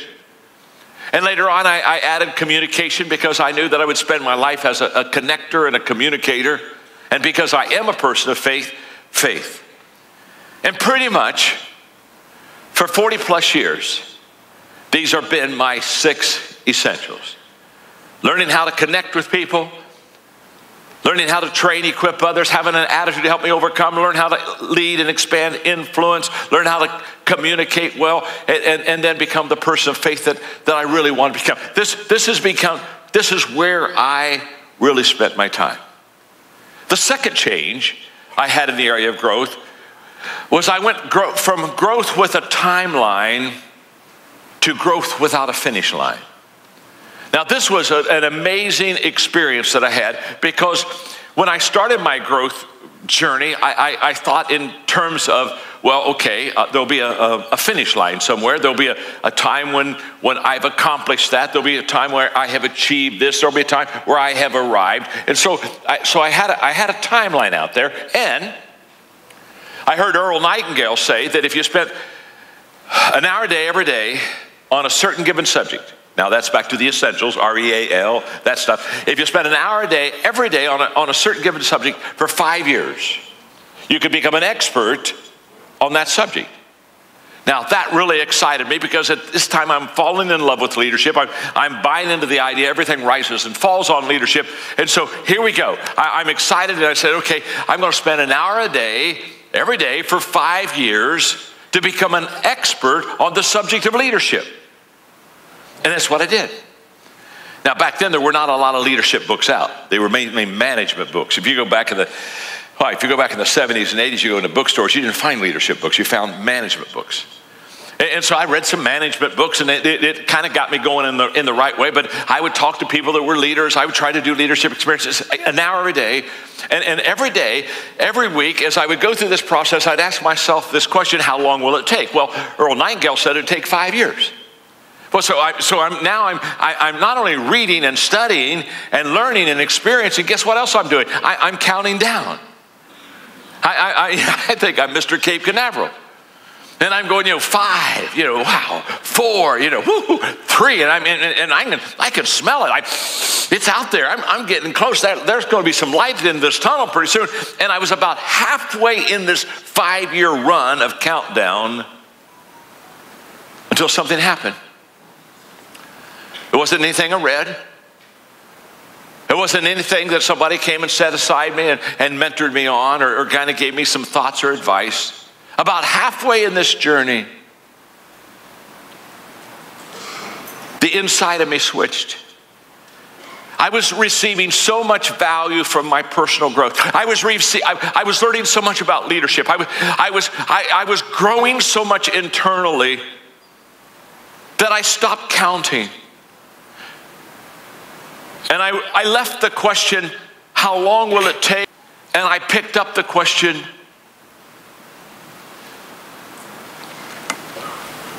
how far can I go?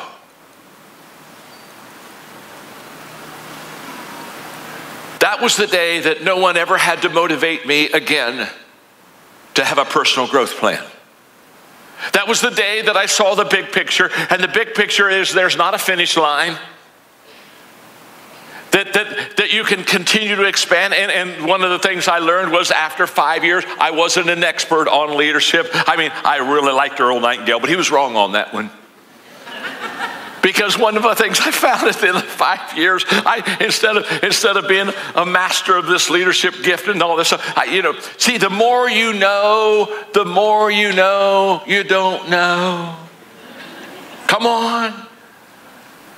And the more you know you don't know, the more you want to know, because you don't know enough. And so if you don't know enough, you want to know more, so that the more you know, the more you don't know, you can someday know what you didn't know. Some melancholics say, oh, John, excuse me, repeat that one more time. Just repeat that one more time. I can still remember my mentor, one of my mentors in writing. I was in his office one day, and he had a chart of his books that he'd written, and I read all the books, and it had over there 110,000 copies sold. And I looked at him, I said, wow, I haven't even, I'm just starting off to write. And I said, you sold 110,000 copies? He said, yeah, I have. And I thought, oh my gosh, that's going to be my goal. My mentor, 110,000 copies. And then I thought, that's a dumb goal. Why, instead of trying to reach a number, why don't you just become a better writer? You see, I went from goals to growth when I fell out of love with the destination and I fell in love with the journey. All of a sudden, I realized that more important than reaching a certain place in my life is what happens within me, internally, that begins to give me a greater appetite to learn more and to grow more and to be more. And so it really took the emphasis off of doing, of which I was doing, and put the emphasis upon being. What am I becoming as a person? What is it doing for me? That the journey is so much more exciting than the definition. So okay, how do we shift? How do we shift? I'm not anti-goals. How do we shift from goals to growth? Number one, embrace change. It's just that simple. Embrace change. Just fall in love of how you're growing. You don't leave something when you really start growing internally. You don't leave something, you go to something. And so when I'm talking to people that are growth oriented, they're always talking about where they're going and the growth that they're having, and there's a real sense that they're getting better. So you just embrace change. Just embrace change. It's a prerequisite for growth. Number two, make your love for learning greater than your fear of failing. Just fall in love with learning, and because it's better than the fear of failing. And so when I go into projects, there are a lot of times, I shared with you earlier, when people ask me about transformation of country and what do you think your odds? I think they're very low. I'll leave Sunday for Guatemala and go speak to 40,000 people that are leading round tables of 5 to 6 people each, 10 people. They're leading probably 300,000 people, and I'll go and I'll pour my life into them, and I'll train and equip them and do my best to add value to them. And you say, well, what are the odds? Well, the odds, there's just, it's probably not going to happen. But I've fallen in love with learning. I've fallen in love with growing, and the more you love to grow, the less the fear of failure will have a grip on you. Number 3, develop relationships with growing people. It's just good to hang around people that grow. Man, I'm better today because I've hung around people that have inspired me. Every communicator on this stage has just helped me to soar a little bit more. I mean, don't you just feel a little bit higher right now than you did when you came earlier? I mean, isn't it? I mean, even the person on your left. Come on. Come on. When I thanked Tyler at his finish backstage, he gave me a big hug and he said, "Oh, you'll always be the person on my left." But don't you just think you can just do a little bit more now in your business and just perform on a higher level because you've just hung around the right people? Number 4, believe in yourself. In the 15 invaluable laws of growth, I talk about the law of the mirror, and the law of the mirror just simply says you must see value in yourself to add value to yourself. So how I think of myself, from a 1 to a 10, if I see value in me, if from a 1 to a 10 I say I feel like I'm an 8, guess what? I'll invest an 8 in myself. If I think I'm only a 3, I'll only invest a 3. You will only invest the number in yourself by the way you see yourself. And so that the better that we see ourselves and the more value we put ourselves, the more that we'll invest in ourselves. Number 5, embrace what I call layered learning.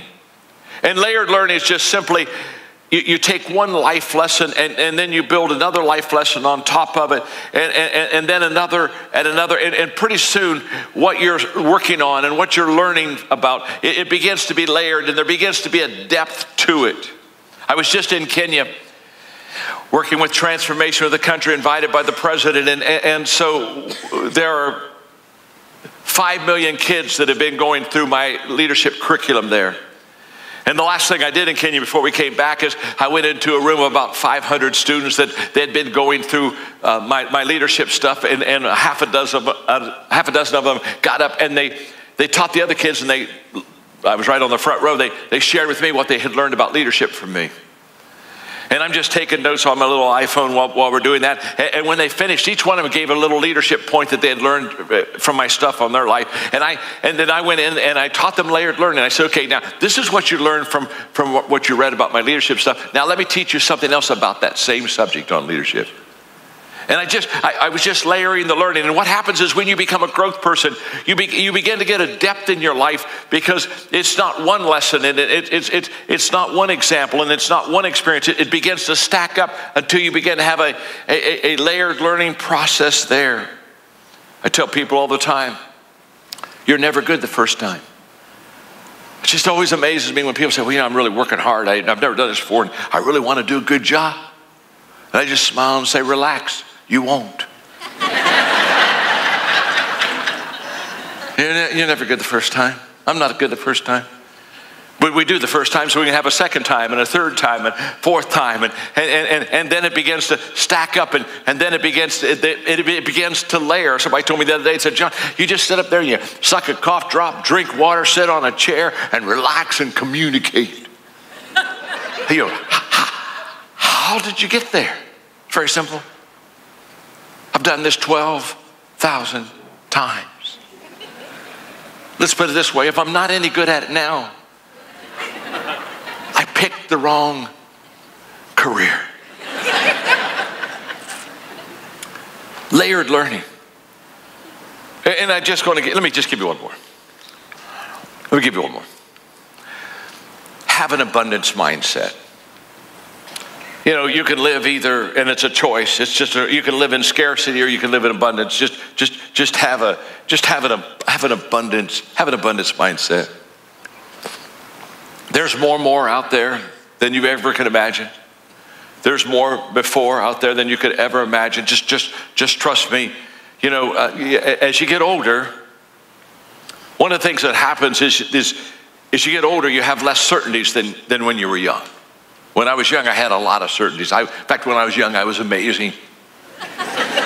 You just come and ask me a question, I could give you an answer. I was just incredible. I mean, I was Mr. Answer Man. I just was so sure of everything. And as you get older, you get that knocked out of you. But what is beautiful as you get older, your certainties list kind of drop off. But when you get to my age, the things you are certain about, you're more certain about than you've ever been before. Because they've been tried and proven and tested. And one of the things I'm really more certain about than anything else is this incredible abundance mindset that there's more for you. There's more for you than what you and I are right now receiving. There's more out there. And I want you to have that. I want you to be able to make this day a day of dreams and a day of expansion in your mind, your heart. Okay. Let me ask you a question. How many of you, okay. How many of you, have you ever thought you had a really good idea and so you acted on it to only find out that it was really a bad idea? Can you connect with me? Huh? Look around. Look around. The person on the left has two hands up.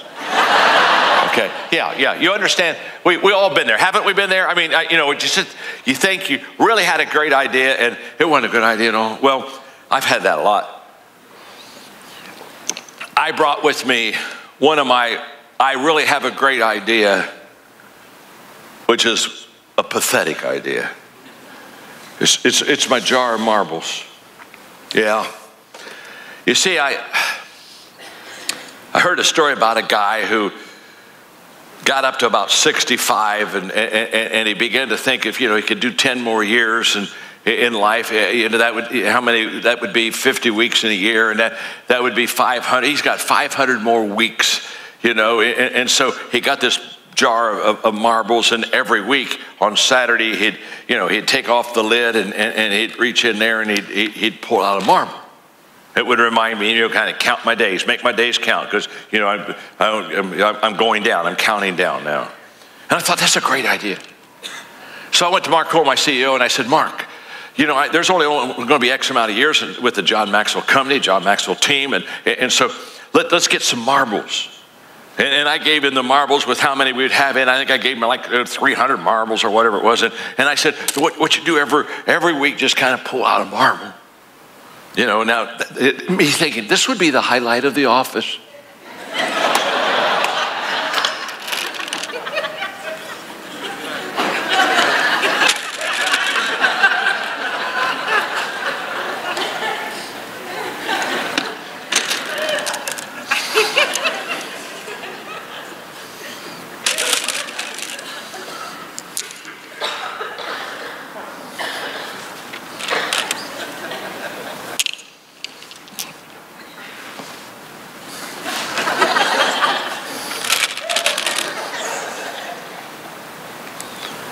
This went on for about 6 months.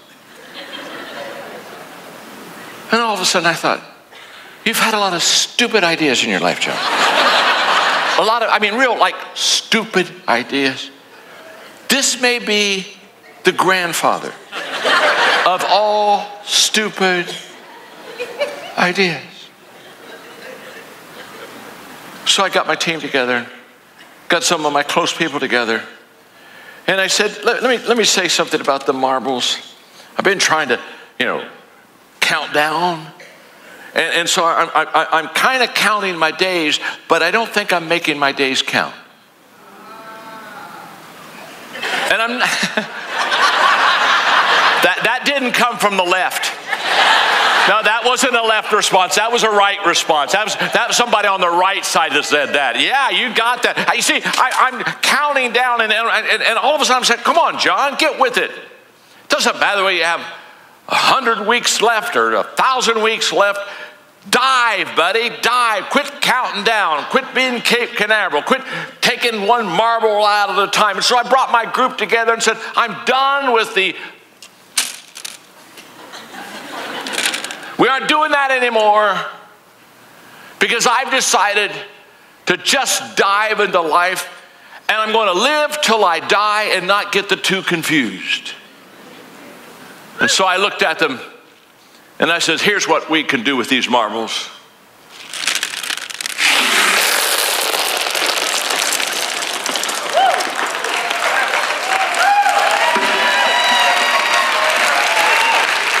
Come on. No more marbles. Grab hold of today and make today count. Make every day your masterpiece. God bless you. Go from goals to growth and really make your life count. Thank you very much.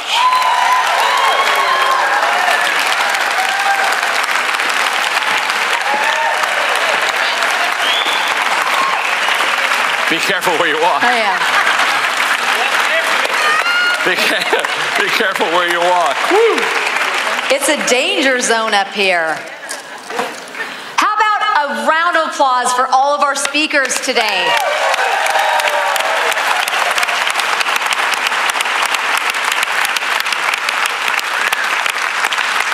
Okay, we are not done yet. This is not over. I want to have you do something before I give you one more instruction. So while you're still standing here, and if you're standing in our host sites, I'm going to ask you to do something that is a little bit brave or crazy. I'm not really sure yet.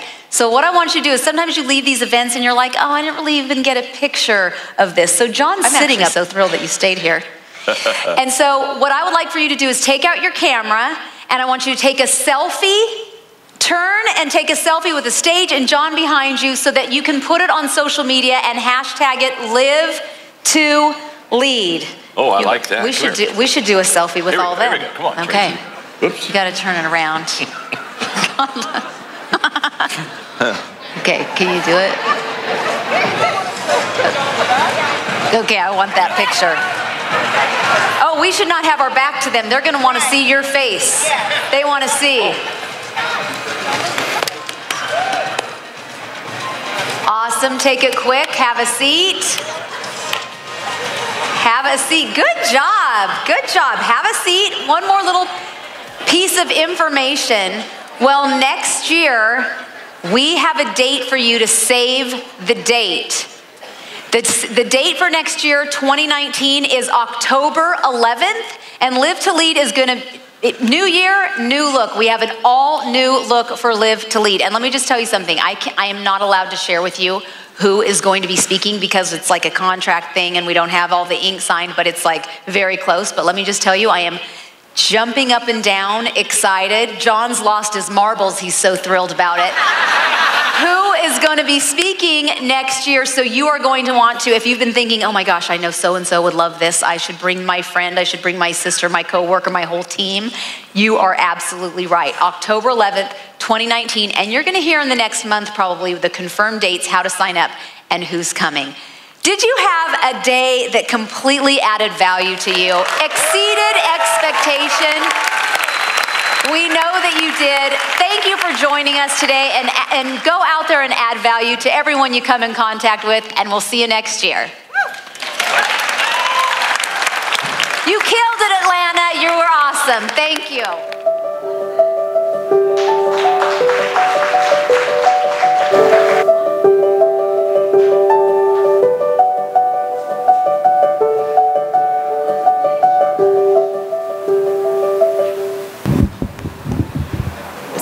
Yeah, thank you. We want to make sure that you shift. So we're just going to do one exercise with you so that you can leave with all the information that you have gathered. So could we share? You've been listening for the longest while, and when we do our workshops, we don't talk. We ask you to talk. And I'm asking you today to let's share what, for you, is the takeaway from this. Do you want to share? I thought we had a mic, or maybe this is it here. What's the takeaway for you?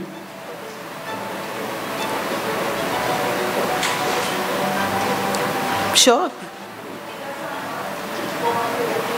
Could you stand maybe and so that everyone can hear? That leaders are not born, that they are made. And that's an important takeaway. An important takeaway from a crowd who didn't believe that they are leaders. That's really hurting me. That only 2 hands went up initially. Leaders are not born, but they are made. And that's an important takeaway. Yes? I didn't hear. Choosing the right attitude. Could we get a mic? Thank you. Choosing the right attitude. Thank you very much. She sailed an ocean on the right attitude. Sure?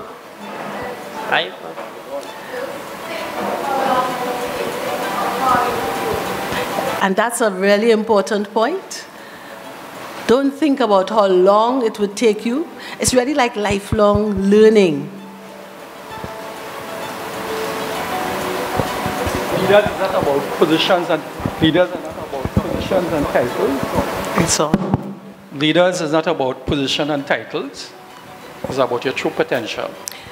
That leadership is not about titles and position. It's about potential, and it is about really giving back too, he said. It is about giving back. It is about that time of significance, as he calls it. Everyone has more potential than they realize. Yes, that's quite true. That's quite true. Sure? Right? It's about shifting. Yes. Shifting to, yes. And that's what it is we're going to ask you to do today. It's about shifting. Having a clear sense of where you are now and taking that intentional decision to shift, to move. We've got a lot of shifting to do in the room.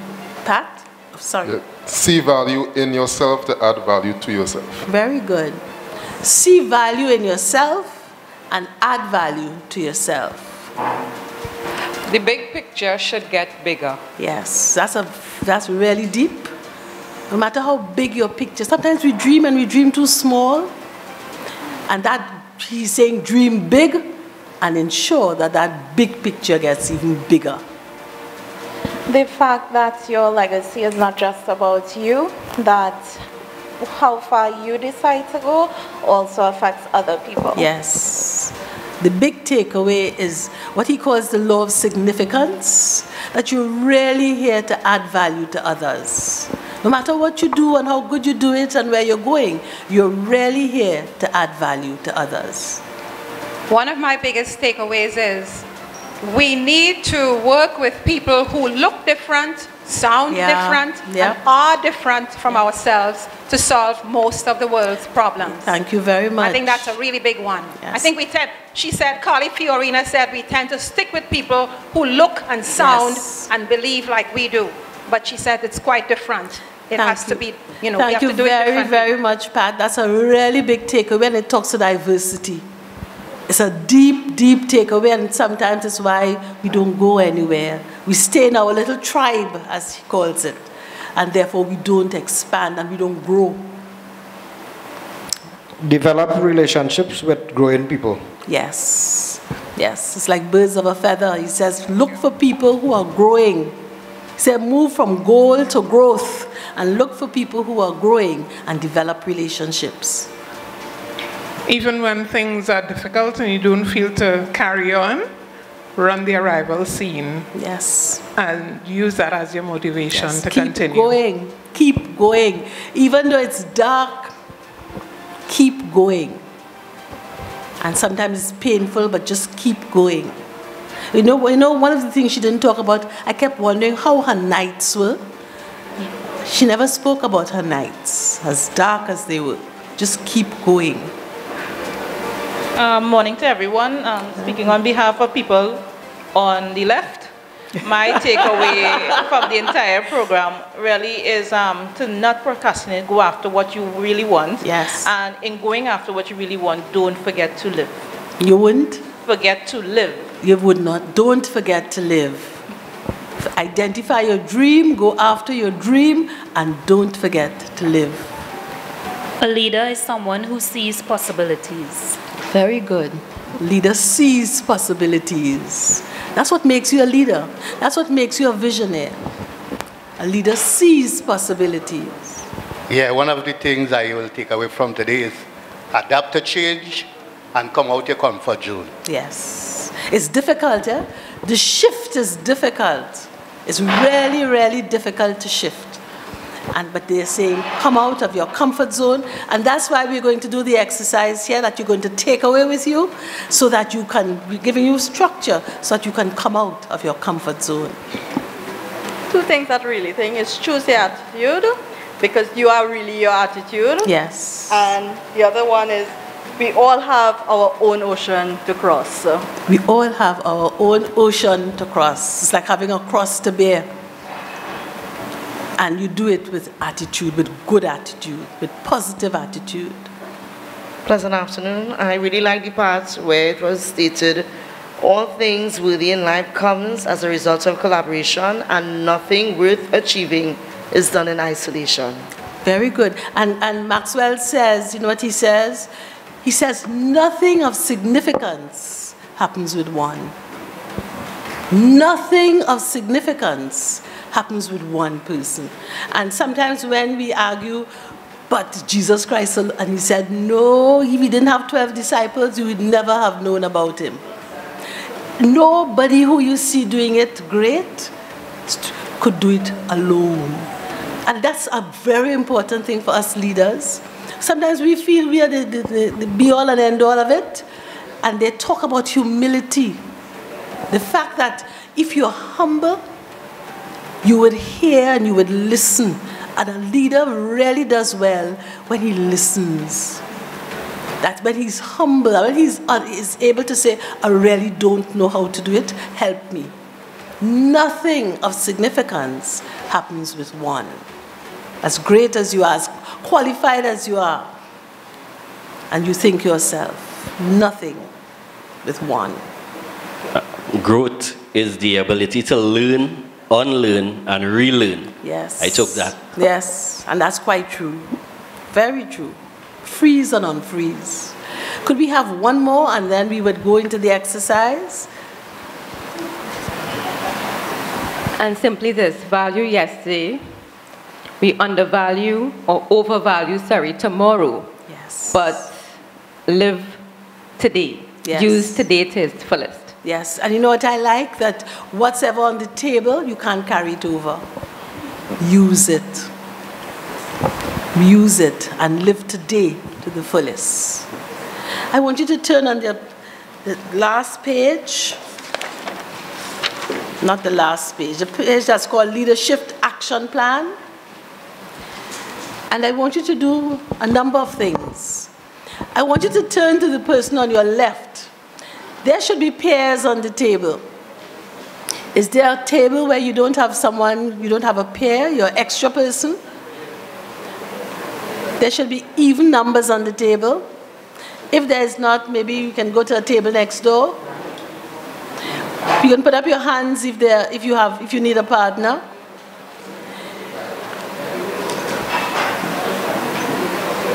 Because those who look, no partners, find a partner.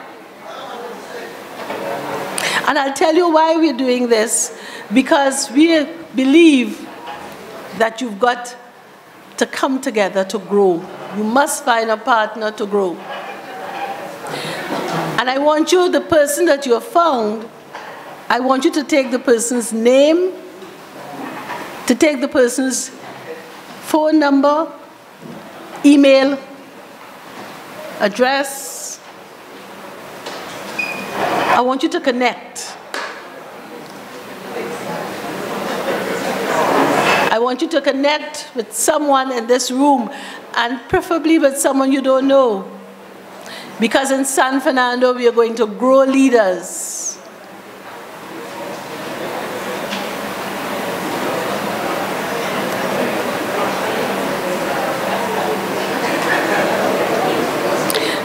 I want you to start thinking of writing a development plan. We want you to write a plan to convert your knowledge into results. You see all that you learned here today? To pull that, to make sure that you're able to shift. Make your knowledge into results. Shift that knowledge into results. I want you to set yourself up for success by capitalizing on all the information that you've heard today, and to identify one goal. So could you think of one thing that you want to do as you shift to become a great leader?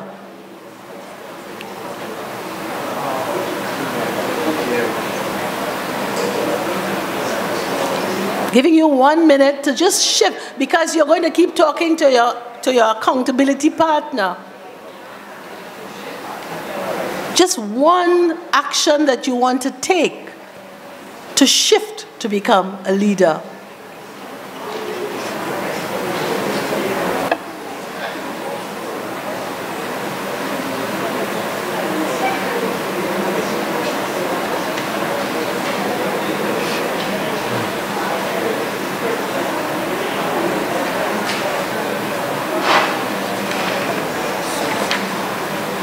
If you look at the last page, you would see the action plan matrix, so you can write. If you look on the last page, you will see the table so that you can write. Anybody wants to share? We gave you an example. We said that you can write, you want to improve your communication skills. But we want you to be more specific. You know, when you're writing your goals, when you're writing your plans, there's something called SMART goals. We want you to be specific. We want whatever you're going to say to be measurable, to be actionable, that it could happen, to be relevant, and to be time-bound. And we gave you an example. Instead of saying, I want to improve my communications plan, to be more specific, you can say, improve the clarity and the grammar of my emails. To be specific, whatever you're going to do, and we want to just do one today, and you're going to keep talking to your accountability partner on your phone as you keep growing. Anybody wants to share? We have the evaluation form to do that. It's at the back. Yeah. When they finish, as soon as I finish this.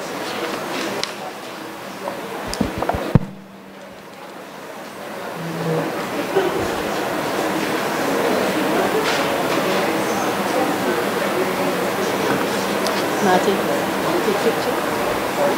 And take pictures with the light on. Anybody wants to share? We take just 1 or 2 goals.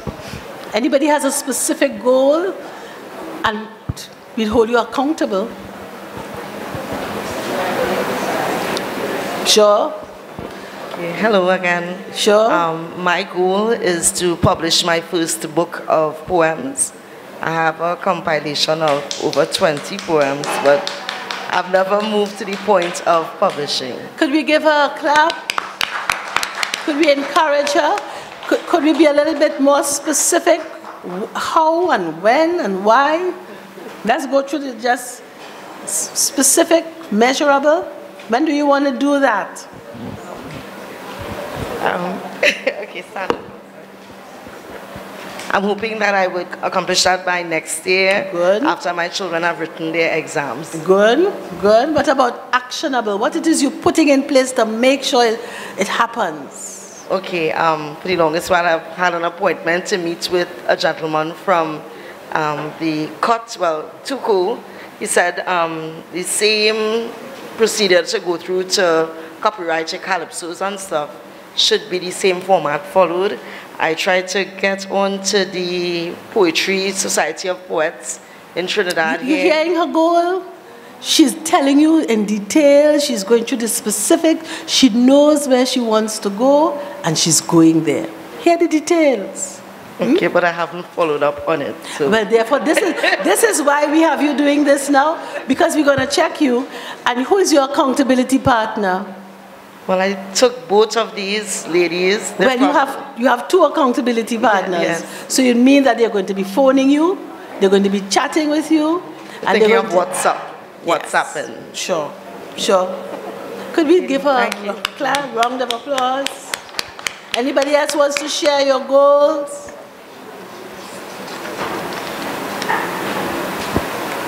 Because we're going into the art of the shift. She's been planning to do that for years.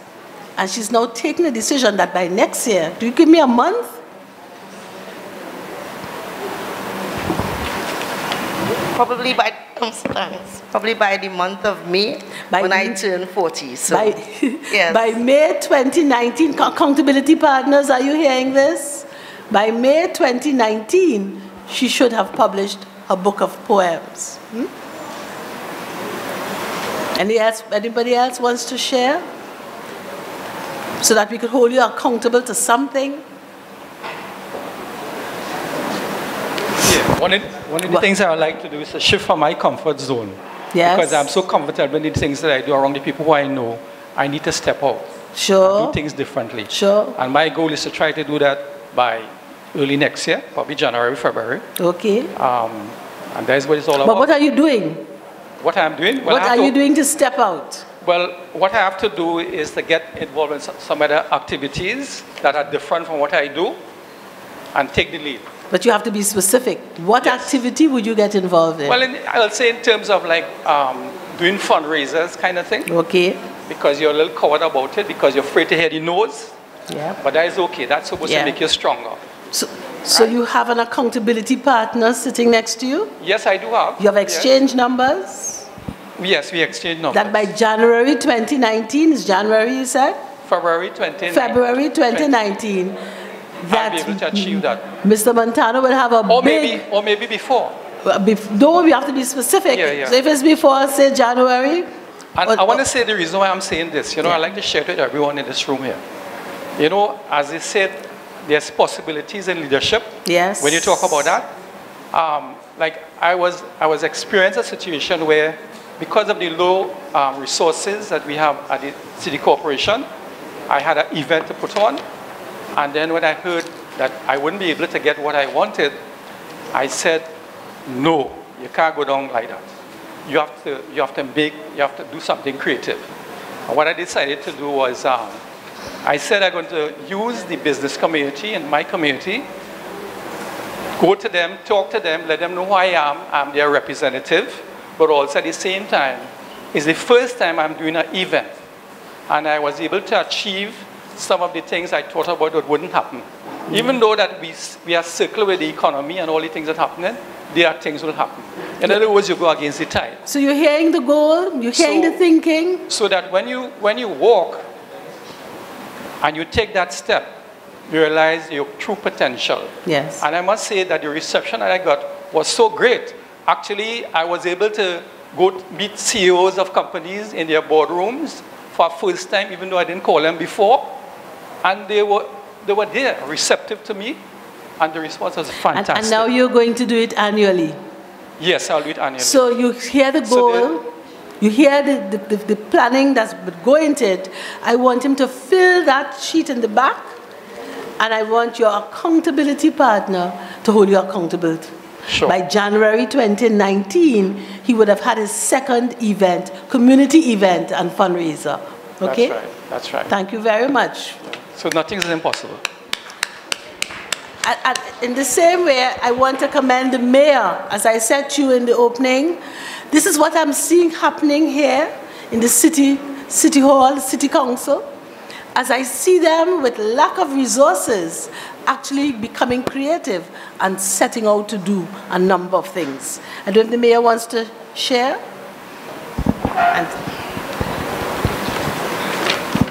My project's a little out of the box. I'm interested in a Mount Everest expedition. Yeah. I've started the process. It costs about $15,000 US for 50,000. I've already contacted the agency in Naples. The season runs from March to May, June, depends on the weather. So I'm looking at that, and it has various stages. I'm not sure I'm going to get up to Mount Everest, but I'll certainly be there by 2020. I've already started the process. So that you are going to go to Mount Everest? Yes, ma'am. Good. You hear that? So you hear that? And he has already started the process. The forms have been filled out and sent in. They're looking at, you will be amazed to know that there are almost 6,000 persons applying for permit to get there. Yes. So it's almost 3 to 5 years waiting. Yes. So I'm on the waiting list right now. So that's a personal goal? Yes, it is. To climb Mount Everest. Yes, ma'am.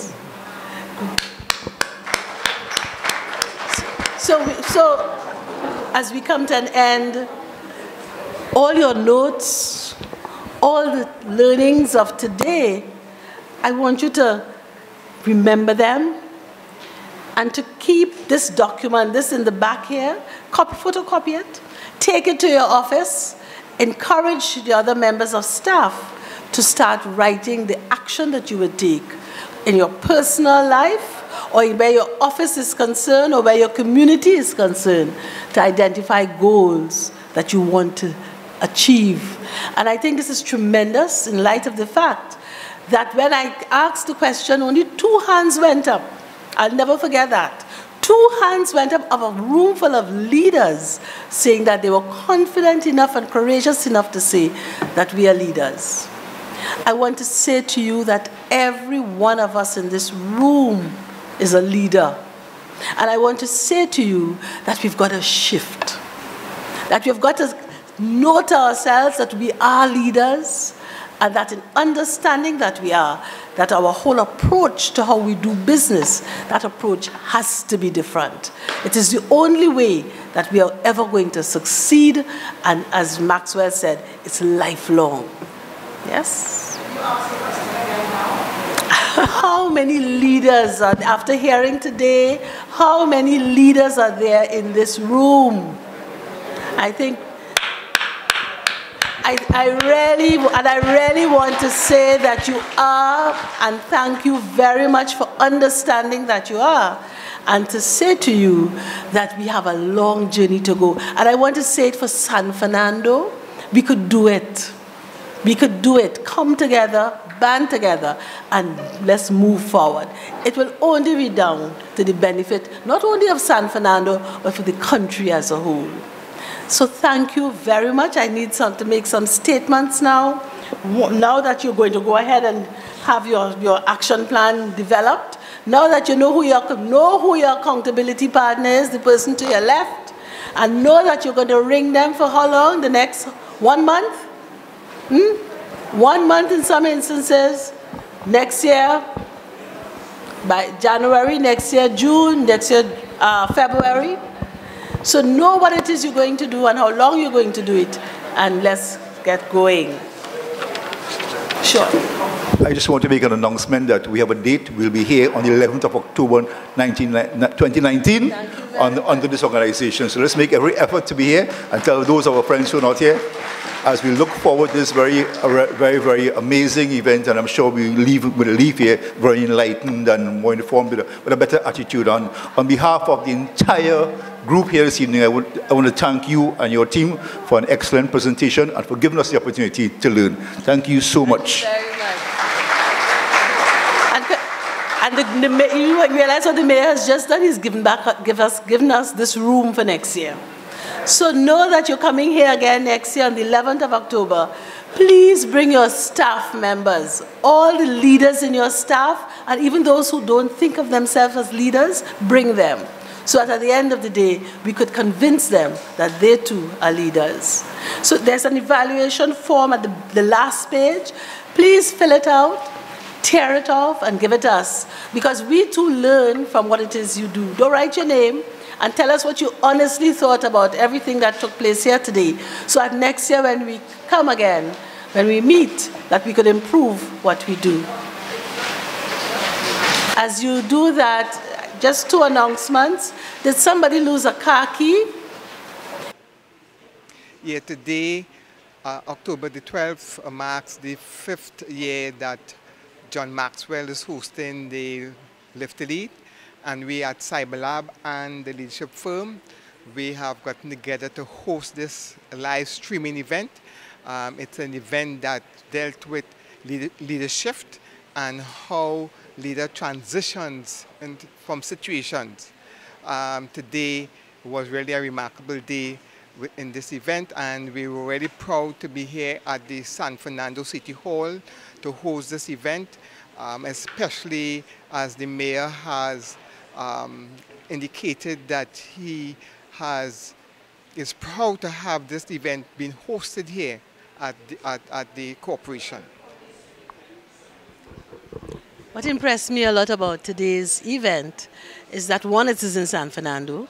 We are encouraging the San Fernandians, especially the leaders in San Fernando, to come together and to work for the benefit of themselves personally, San Fernando as the city, and Trinidad and Tobago as a whole.